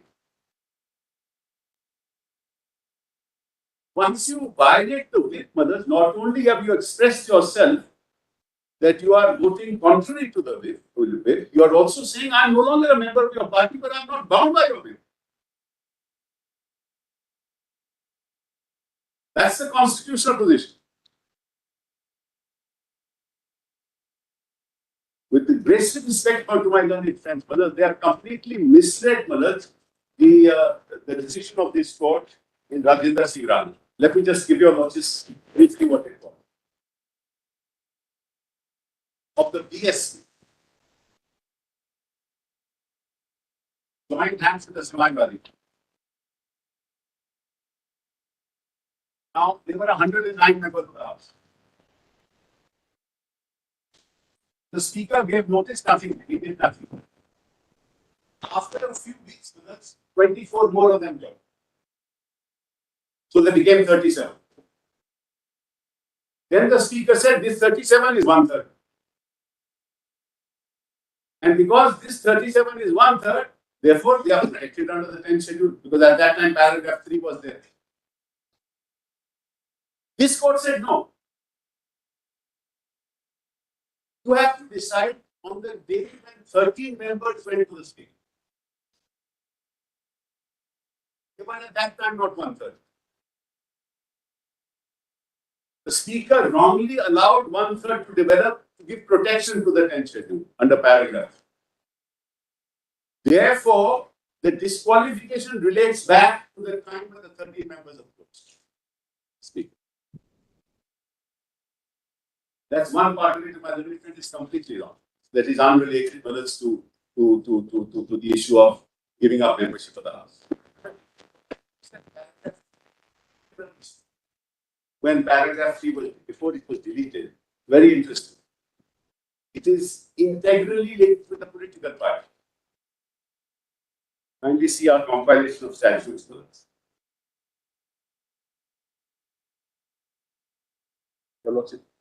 Paragraph 3. You can read it out, Mr. Sorry. He says not given to the court. I'm sorry. That's okay. And it's not in the footnotes. Otherwise, normally it's in the footnotes. Yeah, This footnote doesn't have it actually. I'm sorry. No, that's all right. Just read it. Where a member of a house makes a claim that he and any other members of his legislature party constitute the group representing a faction. And you see whether the correlation of this with paragraph 15, which has arisen as a result of a split in the original political party. It's 115 of their compilation. Have a look at that. Better what we did. You can. And such group consists of not less than 1/3 of the members of such legislature party. He shall not be disqualified. So what does it say? A member of a house who claims that he and any other members of his legislature party constitute the group representing a faction which has arisen as a result of a split in his original political party. So when the speaker decides in the paragraph 3, Rajinder Singh Rana says, merely because you make a claim is not enough. The speaker will have to prima facie decide that there has been a split in the original political party. It's not a question only of the legislature. And that is reflected in paragraph 37, 36 and 37. You just read 37 because that's why I wasted time with it.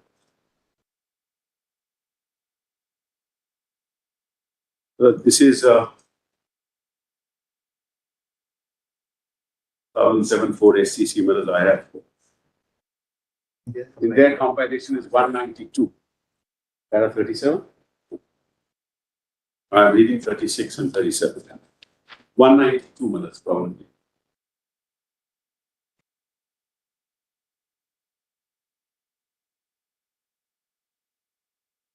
So 219, my lords. Verse 219, they are quoting Jagjit Singh Miller's paragraph 69. The lords, my lord, just that's in italics, not in italics, but in intention. My lords have that. Apart from the above, the acceptance of the contention that only a claim is to be made to satisfy the requirements of paragraph 3 can lead to absurd consequences, besides the elementary principle that whoever makes a claim has to establish. It will also mean that when a claim as to a split is made by a member before the speaker, so as to take benefit of paragraph 3, the speaker, without being satisfied even prima facie about the genuineness and bona fides of the claim, has to accept it. It will also mean that even by raising a frivolous claim of split of original political party, a member can be said to have satisfied the stipulation of paragraph 3. The acceptance of such a broad proposition would defeat the object of defection law, namely to deal with the evil of political defection sternly. We are of the view that for the purposes of paragraph 3, mere making of claim is not sufficient.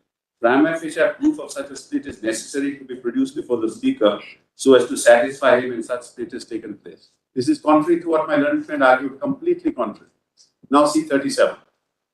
Thus, in the above decision, it has been clarified that it is not enough that a claim is made to have a split in the original political party, in addition to showing that 1/3 of the members of the legislative party have come out of the party. But it is necessary to prove it at least prima facie. Those who have left the party will have prima facie to show by relevant materials that there has been a split in the original political party. And my learned friend argued that no, in Rajinder Singh Rana, they have said the original political party is not concerned with the split in the legislature.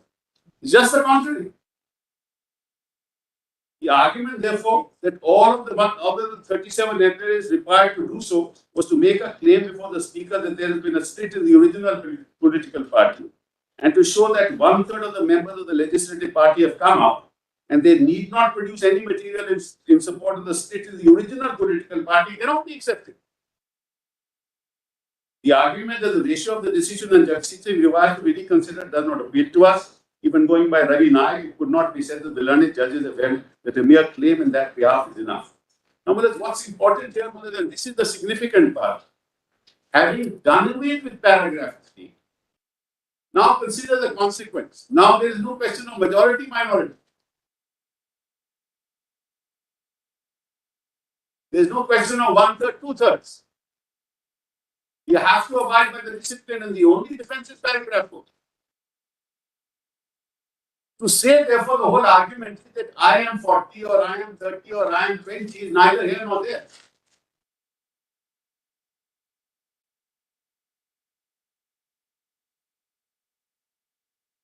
For the purposes of the 10th schedule, this is irrelevant. So what has happened is, I am the party, I am the Shiv Sena. I am recognized by the Speaker of the Shiv Sena. You are members of the original political party who are represented in the House. You have done an act contrary to, in collaboration with others belonging to the opposition party, done acts which amount to voluntarily giving up membership of that party.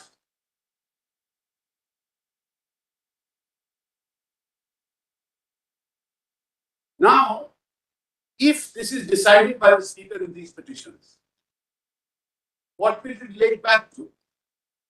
Relate back to what happened after 21st of June. Para 34 of this judgment clause.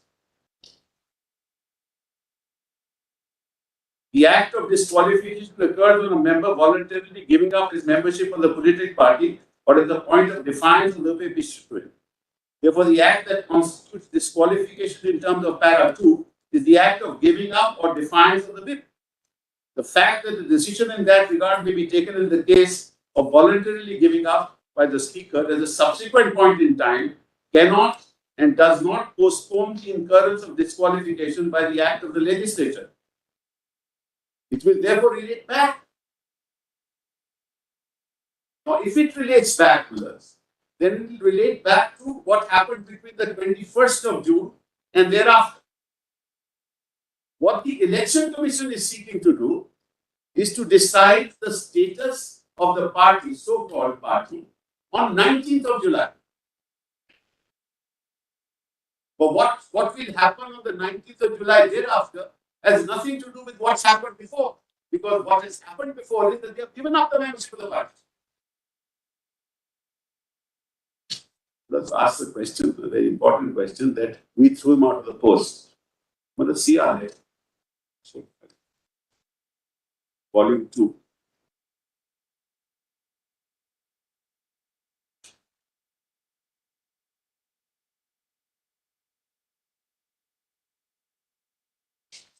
First, we show the letter to the Election Commission.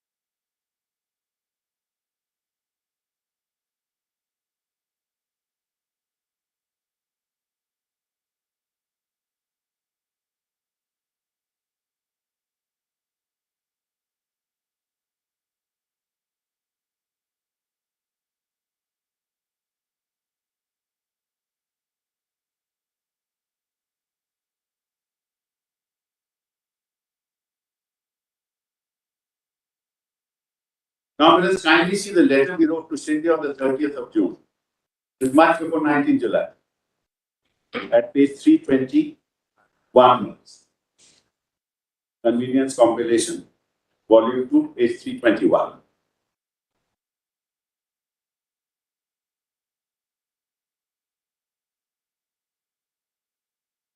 Yes. Dear Mr. Shinde, you have been indulging in anti-party activities and have also voluntarily given up membership of Shiv Sena. Therefore, in exercise of power vested in me as the Shiv Sena Paksh Pramukh, I remove you from the post of Shiv Sena leader in the party organization. So, Malas, I tell him that you have already by wax given up membership of the party. So it's not a question, Malas, of removing him from the post. Now see the letter we write to the commission at page 333.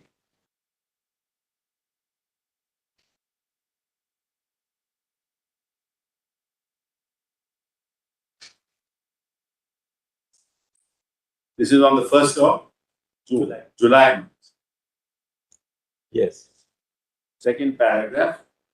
As you are aware, Eknath Shinde has indulged in anti-party activities and has voluntarily given up. 1488. 1488. PDF.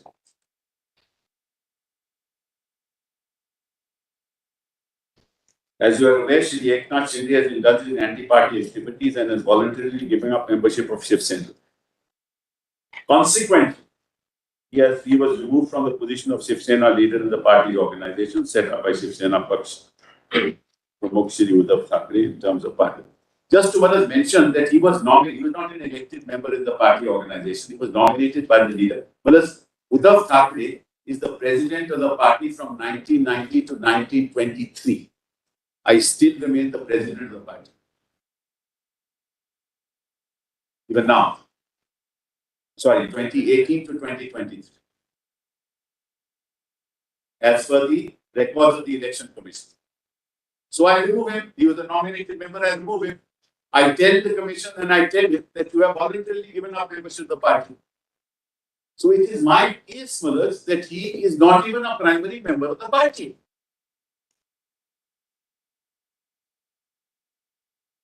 Not by virtue of the fact that I have thrown him out. By virtue of the fact that under the 10th schedule, he has committed acts in terms of which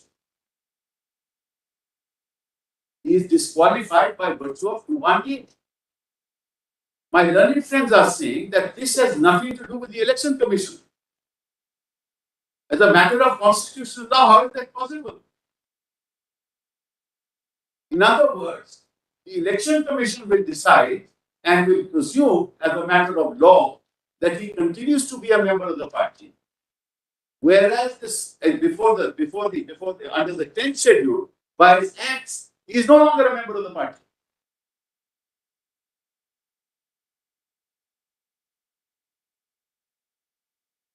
So, Manas, how is that possible to say that no, these are two different cycles?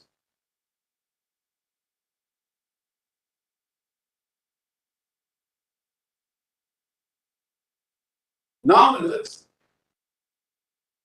and therefore, Manas, I am saying because there is no defense now available under the 10th schedule at all as far as paragraph 3 is concerned or any other paragraph is concerned. The only defense available is merger. And in the context of merger, Manas, if your lordship looks at paragraph 4, just give me a minute.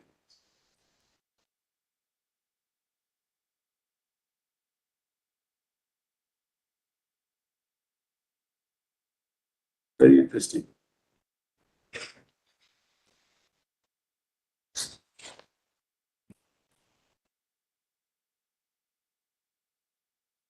Should not be disqualified under subparagraph of paragraph 2, where a regional political party merges with another political party. And he claims that he and any other members of the original political party have become members of some other political party. So, Manas, if he is a member of the Shiv Sena and Shiv Sena merges with somebody else, the stand of Shiv Sena is effaced. He is no longer Shiv Sena. So he merges with another party, or he has another party merge with him and he forms a new party. The new party or the merged party becomes his original political party. I hope I made myself clear. Yeah. So it becomes his original political party, so he's washed his hands off of himself. That's the consequence of paragraph 4.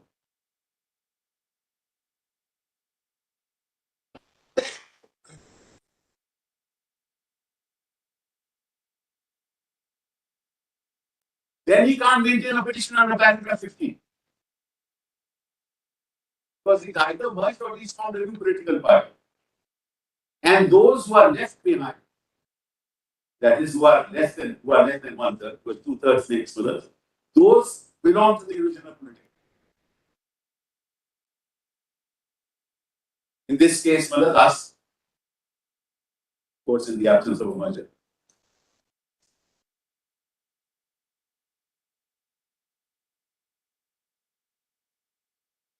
So, therefore, the nomenclature of the original political party, which was attractive when they were first elected to the House, they've lost that in the paragraph. Now, see what my learned friend read. He said, please read the last part. For the purposes of subparagraph 1 of this paragraph, the merger of the original political party of a member of the House shall be deemed to have taken place if and only if not less than 2/3 of the members of the legislative party concerned have agreed to such merger. Naturally, because we are now talking about formation of a new party. Therefore, you are no longer the original political party. This will take a bit of time, but I'm not happy. Mr. Sibal, you can conclude your argument. No, you are in rejoinder council. They have argued for this. No, that cannot be tit. No, that cannot be tit for tat that he has taken 2 hours. Cited certain judgments further which All right, Mr. Sibal, you can deal with the judgments. You can tell us what the point of distinction is. What we've been noting along is you go along and what the point of difference is. I have no problem, I can finish it then. Now, therefore, now let's come to paragraph D. Paragraph D of? Okay. Our my colleague Maninder Singh cited paragraph D of our petition. Okay, the ground. Ground. Ah, yes, the grounds. What your prayers? What I was saying is there are certain judgments that have been cited that are wholly inapplicable. I just want to point out that there are 2 other judgments. It's all right.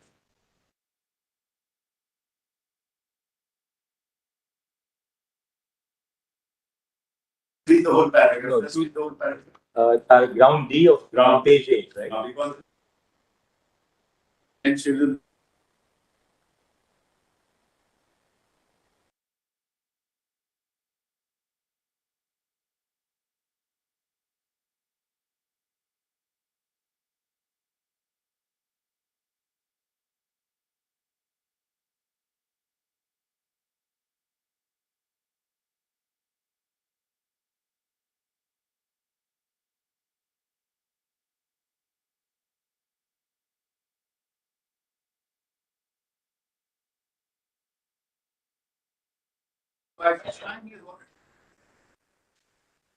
That's the point, Manu. But that will be considered, Mr. Council, at the time when we consider the question of disqualification. But if you lordship allow the election commission to go on and hold, and that's the point, Manu. Either your lordship says one has nothing to do with the other, and if your lordship is saying you will consider it at that time, that means that has something to do with the other. And I'm not saying, I'm only saying, Miller, he says these are great repercussions. Because in this situation, then X number of people of a political party who are in power can be named away. Governor will give them votes. And we'll go to the election commission and say, you declare us the simple Millers. And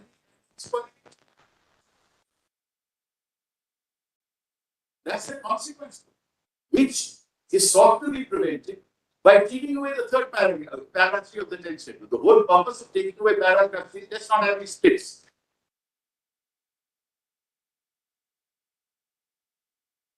Then paragraph 36 minutes. Also read it half of it. I'll just read that minutes. Page 10 minutes.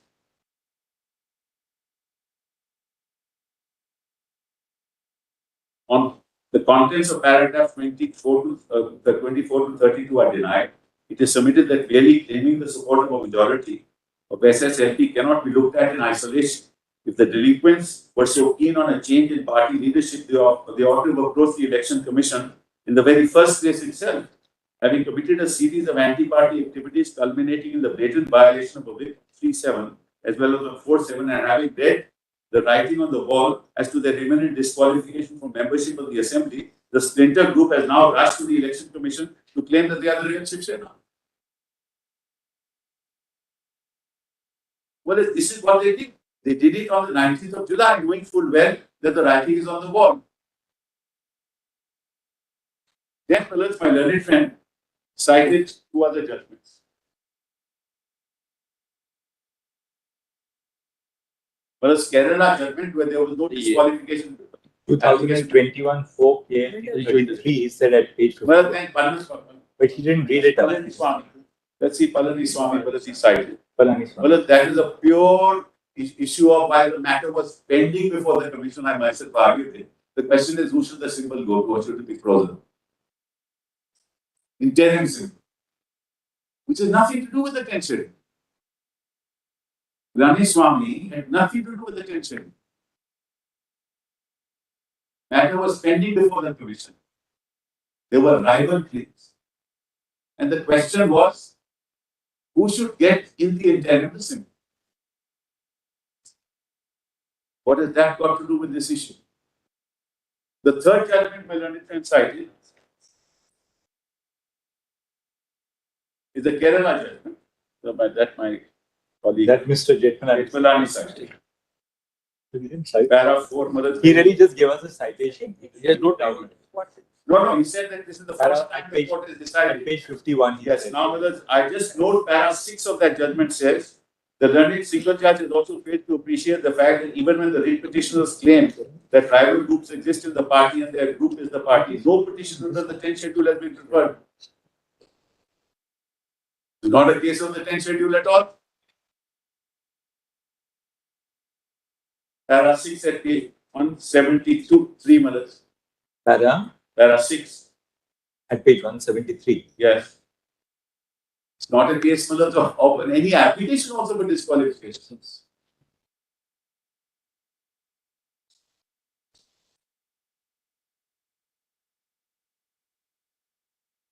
Then he cited Kanhaiya Umar. Now, Kanhaiya Umar, brothers, it is writ petition challenging the power of the commission under the symbol law. The violence of the symbol law. What has that got to do with disqualification? That's Kanhaiya.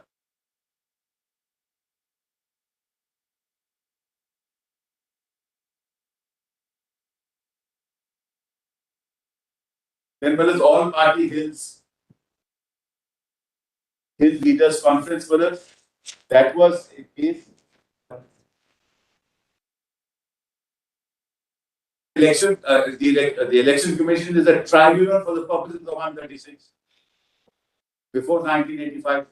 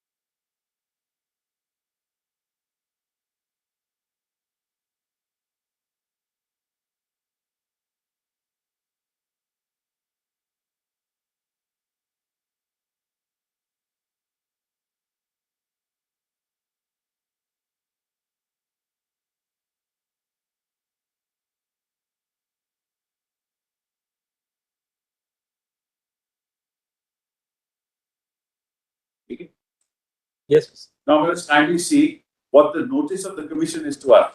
Page 701.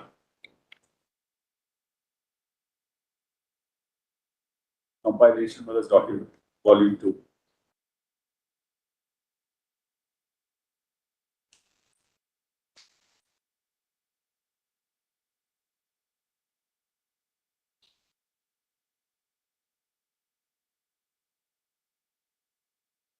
Kindly see paragraph 4 on due consideration. This is their notice. You also have that? That is 701. That is document number 9. Yeah, on due consideration of the totality of information available on record to the commission, as summarized above, the commission is of the opinion that there are two rival groups in Shiv Sena party.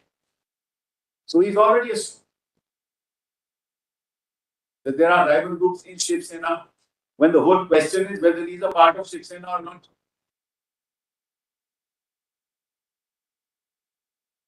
One led by Uddhav Thackeray and the other led by Eknath Shinde. So you assume this, Malad, on what basis do you assume this? And each group is now claiming the party. That's not my thing. I am saying he's no longer in the party, he's voluntarily given up. How does he, on what basis does the election commission come to that? Assume that fact. Matters require substantive. Now see next paragraph. In order to place both the rival groups on even keel, but this is very strange. Both the rival groups on even keel. Where does he get that from? So what the election commission is doing is, I don't care what's happening under the 10th schedule. I'm not bothered what's happening under the 10th schedule. Even if you are deemed to be disqualified, even if you are voluntarily given up membership of the party, I will treat you on an even keel. I will assume you are still a member of the party. Whereas he can't, the election commission can't assume that. We have already written to the election commission that look, he is no longer a member of the party. He is voluntarily given up. So on what basis does he say on even keel? And to protect their rights and interests and going by the past precedent, commission has directed that the documents submitted by the rival group be exchanged and replied. Even then, then was interesting. The steps envisaged under paragraph 15 prior to hearing of two rival groups or others, if any, inter alia require both rival groups to submit their respective documentary evidence of support claimed by them in the organizational and legislative wings of the party. Now that's very important. So 3 elements in these notices, which according to me are completely contrary to the record. And they are aware of my letter, at paragraph 2, 2A. Sorry, 2B. Anil Desai by email forwarded 3 letters whereby it was mentioned that the following members have been judged in anti-party activities and have voluntarily given up membership of the party. Now, commission can't decide that issue.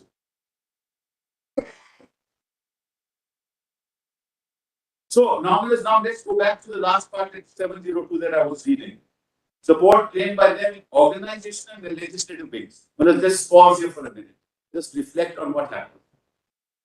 The 30th of June, they were all sitting outside. There was no organizational wing. They were in Guwahati.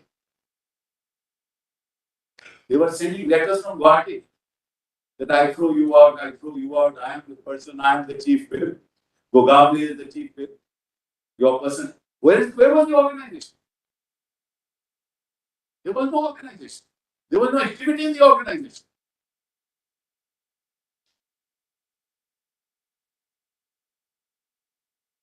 Evidence of support claimed by them in the organization. There was no support claimed by them in the organization until the 30th of June. Even after that, there was no support. It only comes later. Secondly, on the legislative wing, your lordship knows that the judgment said that has to be considered. So if the legislative wing, according to us, all 40 of them, are deemed to be disqualified, well, how will the election commission consider it on an even keel by virtue of proceeding under paragraph 15? The very foundation of it is lacking. You are presuming a foundation which doesn't exist. You are presuming that they are members of the Shiv Sena where they are voluntarily resigned. I have informed you about it. And you say we will treat it as an even keel. Now, nobody disputes, a big argument is made about 324. Nobody disputes that power. Who disputes the plenary power of the Election Commission? Not I. We're talking about the interrelationship between proceedings under the 10th schedule and proceedings before the Election Commission to decide on symbols when one impacts the other. And the priority is whoever started proceedings first will be given priority in terms of decision making. If it is an afterthought, then after everything has happened and you have voluntarily given up membership of the party and thrown out an elected government, then you go to the Election Commission on the 19th of July and say, I am the party mother. Certainly the Election Commission can't get precedence. Now, as far as plenary power is concerned, and this is the last point I wish to make. Paragraph 15 deals with an admitted position that we are all members of the same party. That's how paragraph 15 came into existence in 1968. There was no question of 10th schedule. There was no question of election. And what used to happen, the history of litigation in this area would show that every faction used to throw out membership, members of the other faction. And obviously, Election Commission could not decide those issues. So they say, okay, let both factions come and we'll see who has the support. But the foundation of that went away the moment the 10th schedule came. Then the question of factions didn't arise. Then the question of disqualification came. The purpose being that those who are disqualified cannot get the symbol of the party. Because they have voluntarily given up membership of the party. Otherwise, why have that? Why we had 2-1 at all? It is only a question of the legislature. Argument was this all relates to the legislature, that relates to the party. But then why have 2-1 at all?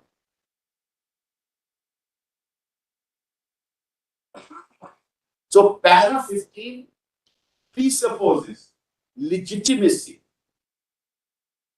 in the context of membership of the party and two factions arising out of legitimate membership claiming to be that party. That is paragraph 15. Paragraph 15 doesn't allow the Election Commission to disregard what has happened under the 10th schedule. Because if it does, what will happen is, supposing your lordships decide in my favor, let's assume your lordship will decide in my favor ultimately in the petition, what will happen? They will say, we are the party. Now what's left in this matter? Can't turn the clock back. Election Commission has decided. So it makes my petition infectious. If our lordship decide against me and say, no, what happened was perfectly legal, in any case, they will get the symbol. So they are not in any case prejudiced. Why is it that we want this to go on today? When your lordship can decide this matter in October, here the matter decided. What is the great urgency today that this must go before the Election Commission so that the other freezes the symbol or gives it to somebody without having this matter decided, and then they say, look, my speaker is there, my speaker will decide. Well, how will the speaker decide? Because this court has said on the 29th of June that everything that has happened after 29th of June is subject to the orders of the court. Which they must have glossed over. So how will the speaker decide that issue? And then the larger question is whether when they wrote to the deputy speaker that you are disqualified because we have moved a notice of removal against you, Malad. The speaker said this hasn't come from any source at all. It has come from an email that I'm not even aware of. And it is rejected. And that fact is suppressed when they come to this court. And Malad, what's interesting is this court order. I'm sorry, Malad, I'm taking time. I didn't want to take too much time to watch it. But let's see what the order of the court is on the 27th. Then show me careful.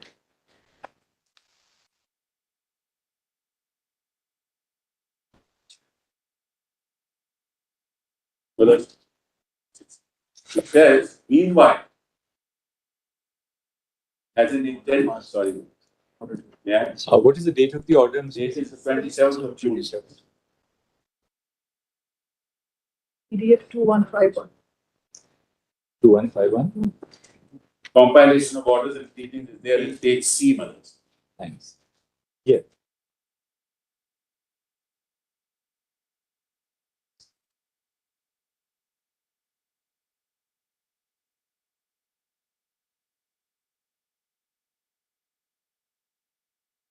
Meanwhile, as an interim measure, because it's about a few paragraphs. Yes, we've got that. On Yes, page meanwhile, as an interim measure, the time granted by the Deputy Speaker of the Assembly to the petitioners or other similarly placed members of the Legislative Assembly to submit their written submissions up to today by 5:30 is extended to 12/7/2022. Correct, Malad? Now see to follow.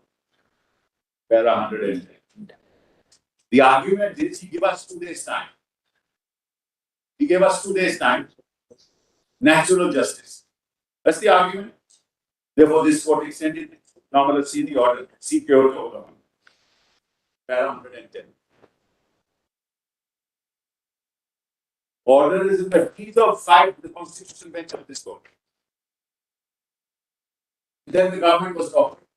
Then we came to court that look, the consequences of this is the government will topple. Then the judge said on 29th, but it is all subject to what we will decide. What does Kyoto say? I'll read it. No need for yours. In view of the limited scope of judicial review, it is available in para 6. And also having regard to the constitutional intentment of the status of the repository of the adjudicatory power, Speaker, Chairman, judicial review prior to the making of a decision by the Speaker, Chairman, and a legitimate action would not be permissible, nor would it be permissible at an interlocutory stage of the proceedings. Exception will, however, have to be made in respect of cases where disqualification or suspension is imposed during the pendency of the proceedings. And such disqualification or suspension is likely to have grave, immediate, and irreversible repercussions and consequences. There is no power to interdict the proceedings. It is only after the decision is taken that you can challenge it. That's the constitutional judgment. So where is the question of coming to court and saying you gave me only 2 days notice? Wait for the decision of the Speaker, you challenge it. The result was, because the court extended it for X number of days, the government offered. And then we came to court and said, we said, in fact, I remember I had told the court that this is what's going to happen tomorrow, which is simple, why do you worry? We have passed an order saying everything is subject. Now they are saying it doesn't matter. And what is this inner party democracy? I have not understood. Inner party democracy in the context of 10th schedule means what? That you can topple any government you want to topple by joining hands with the opposition. It makes no difference. Inner party democracy is in the context you are continuing to be a member of the party, not with anti-party activity, and air your grievances within the forum of the party. Inner party democracy doesn't mean that you violate the 10th schedule and say I have the right to violate it, and this is inner party democracy that's been given up.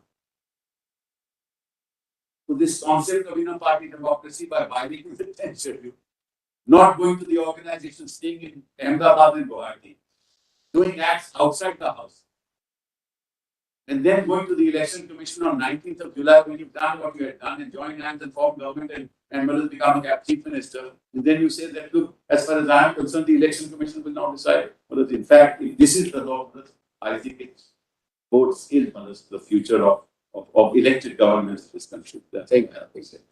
Thank you, Mr. Yes, Mr. Yes, Dr. Samir. I'll give it in point form. What is the crux of the case? Or the nature of the phrase voluntarily giving up membership of the party. Whereas in actual practice, 90 if not 95% of acts or omissions coming under 21A relate to activities outside the house by the very nature. 3 examples out of hundreds. Going and was bashing the party or abusing it outside. Going to a rival party and accompanying them for a topic. Indeed, going to the governor with a rival faction. Now, all of these have nothing to do with what you are doing inside the house. Voting or not voting in a trust board, voting or not doing this, etc. A very important judgment of your lordships had occasion to consider it. I'm going to only 5 minutes. Ravi Nayak. Before I cite it, out 1994, supplementary to SCC 641. Ravi Nayak was said that, and this is practical, no person comes and says, I have defected. While it's being given to your lordships, kindly appreciate the nuance of this clause. Nobody ever said, there is no case that says, I have done anti-party activities or I have defected. He says speaker can infer. The infer word is infer. The operative word on which Ravi Nayak is based is, it is inferred A and B by conduct. That's the heart of the principle. Just read para 11. Just that.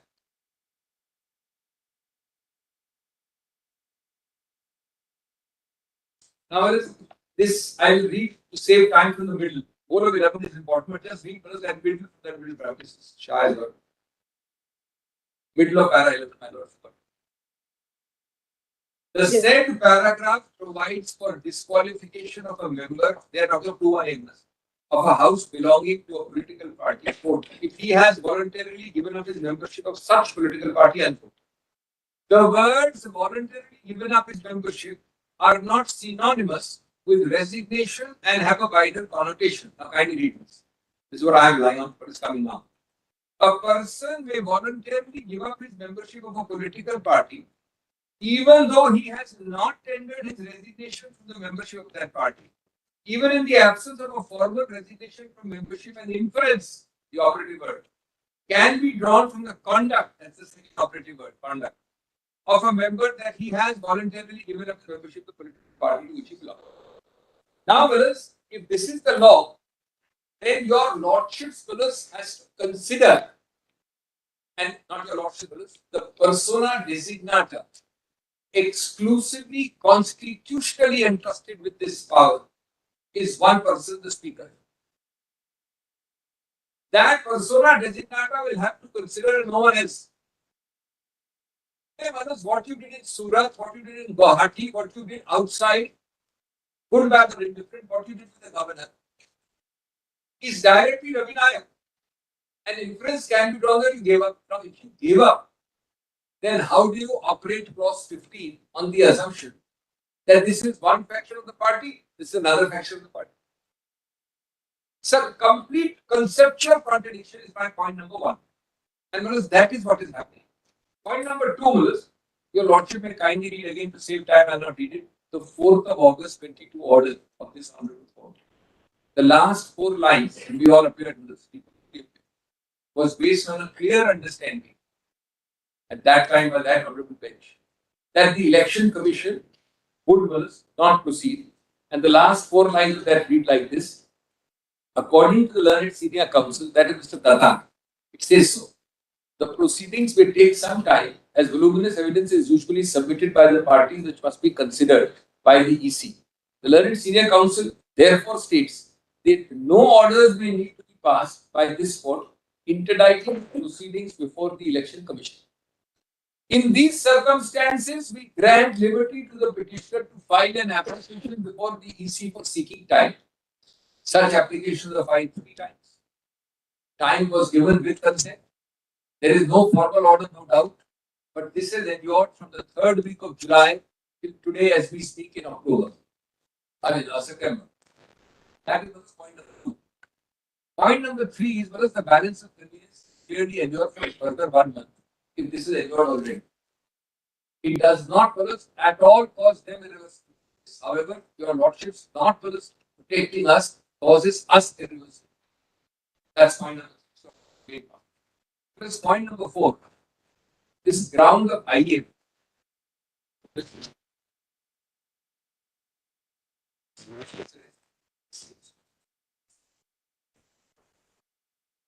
your lordships, because I don't think should be catered by the form of an IA versus the substance of what we have. That's the simpler answer. But two more important answers in law. It would be, according to me, quite quaint if your lordship said that because an IA, your lordship can't decide this matter, it's outside the scope of the main matter. But there are two other answers, factually wrong. Number one, we find several writs, including what your lordship will call the all-encompassing writ, which is number 493 of 22 on 8th of July. Prior to that, your lordship has 4 other writs in which this order of subject to outcome has also been passed. Prior. Election Commission is a subsequent development. It's as simple as that. It's a subsequent development. My writ 493 covers almost all the issues we have argued. 1 week, 10 days after the 8th of July, when I filed the writ, on 19th of July, this Election Commission is initiated. I have filed an IA saying that this is a subsequent development. While your lordship is hearing the main matter, please defer it. Because is that something so startling and beyond jurisdiction, like a fundamental lack of jurisdiction, that your lordship cannot touch it? Therefore, that is, well, I hope, not their best argument. Now, Willis, one other thing, and I'm done. There is 2 paras of Rana very important. One, my learned friend Mr. Kaur read para 25. He did not read para 27, which is the following para after 1, which is very important. And the second para is 48. So these 2 paras I'll take 2 minutes on.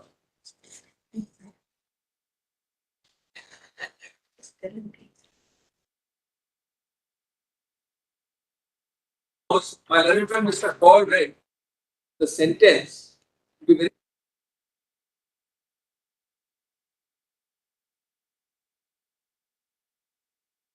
That's para 27 and 48. There's just one more. Let me go to grammar. 27 is the answer to 25, which was read. The context is placed in 27, which was has to be read. Just give a moment.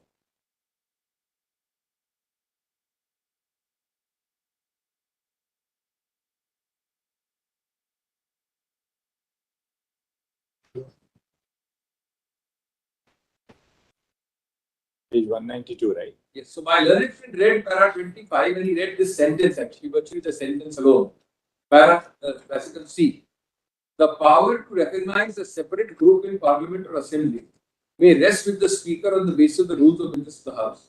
But that is different from saying that the power is available to him under the 10th schedule to the Constitution, independent of a claim, mark the word independent, of a claim being determined by him that a member or number of members had incurred disqualification by defection. That's a sentence Mr. Kaur read. Now, the sentence which connects this is para 27 page later, where it is viewed as a continuum, as a part and parcel, and it is a continuum of split, merger, and disqualification. All are interconnected and have to decide by the Speaker. Kindly read that. This is para 27 from classical D for Delhi. In that context, the Speaker cannot say that he will first decide whether there has been a split or merger. There are 2 concepts there. As an authority, and thereafter decide the question whether disqualification has been incurred by the members by way of a judicial adjudication sitting as a tribunal. Next sentence is crucial. It is part and parcel of his jurisdiction as a tribunal while considering a claim for disqualification of a member or members to decide that,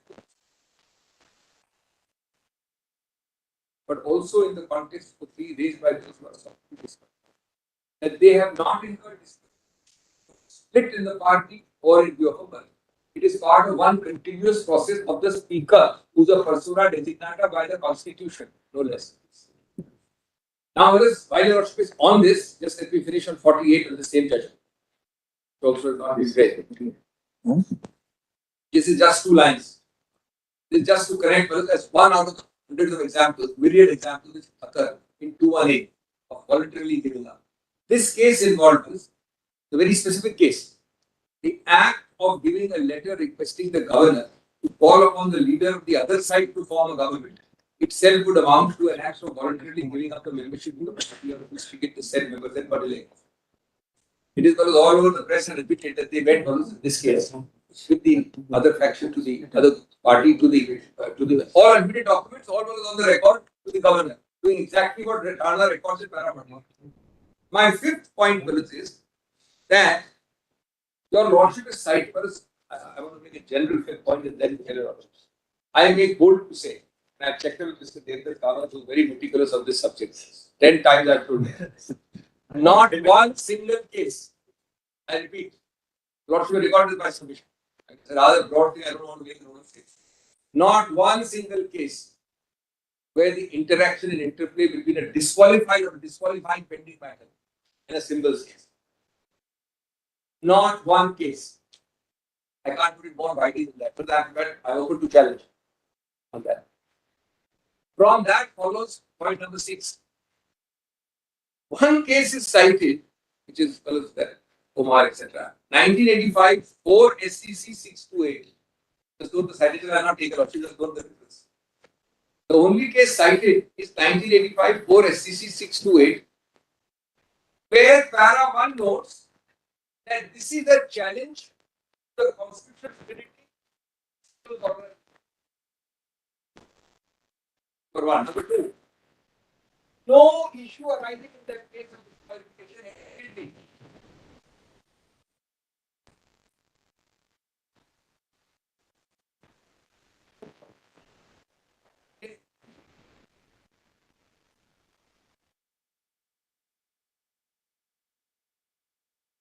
Now we have the 10th schedule. What was the 10th schedule in a descriptive manner saying now we have 10 schedules? That's para 10. That one para becomes the springboard, erroneously and wrongly, of citing that case, suggesting that there is an interaction between the symbols jurisdiction and disqualification. Nothing whatsoever. It's a completely inapplicable and irrelevant citation for this subject. May I end by saying, after thanking a lot for giving us time, that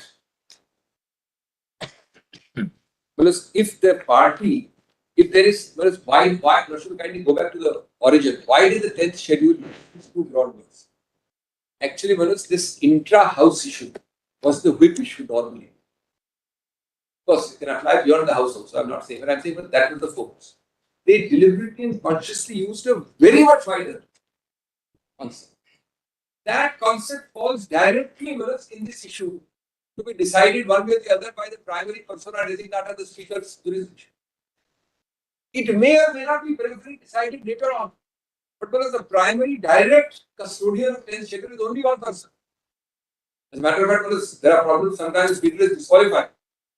Then the persona designata, then you start doing hunting for a deputy speaker, which is strictly not legal. And then nobody there at all, then your lordship perhaps will interview. So therefore, your lordships will not short circuit this process.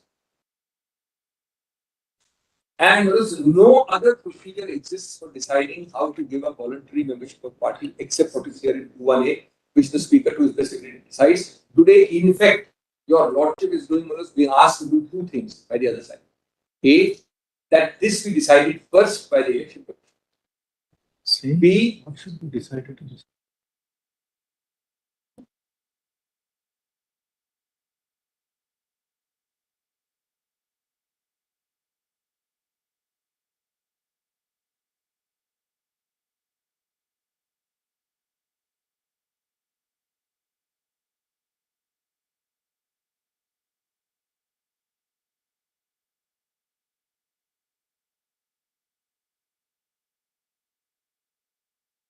Decide it first is what your lordship is told. I will let the EC decide it first. B, is the nature of what is a political party minus them or with them will be decided first, and thereafter the nature of the party is decided by the state. But just one submission for lordship's kind consideration. Only on Kyoto Holo. No, it cannot be, Mr. There should be a Kyoto Holo. Mr. Rejoinder was cited. Just one second. One sentence. 1 second. But Kyoto Holo said that while a show cause notice by a speaker is issued, no judicial review will lie till a final decision is taken. And that's why they're saying we ought not to have come at the stage when a notice was given to us on the 27th and then the order was passed.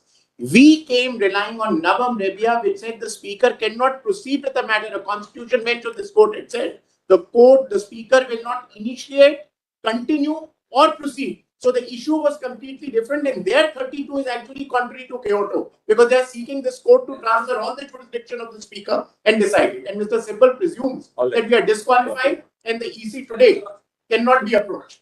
All right. First issue. Yes.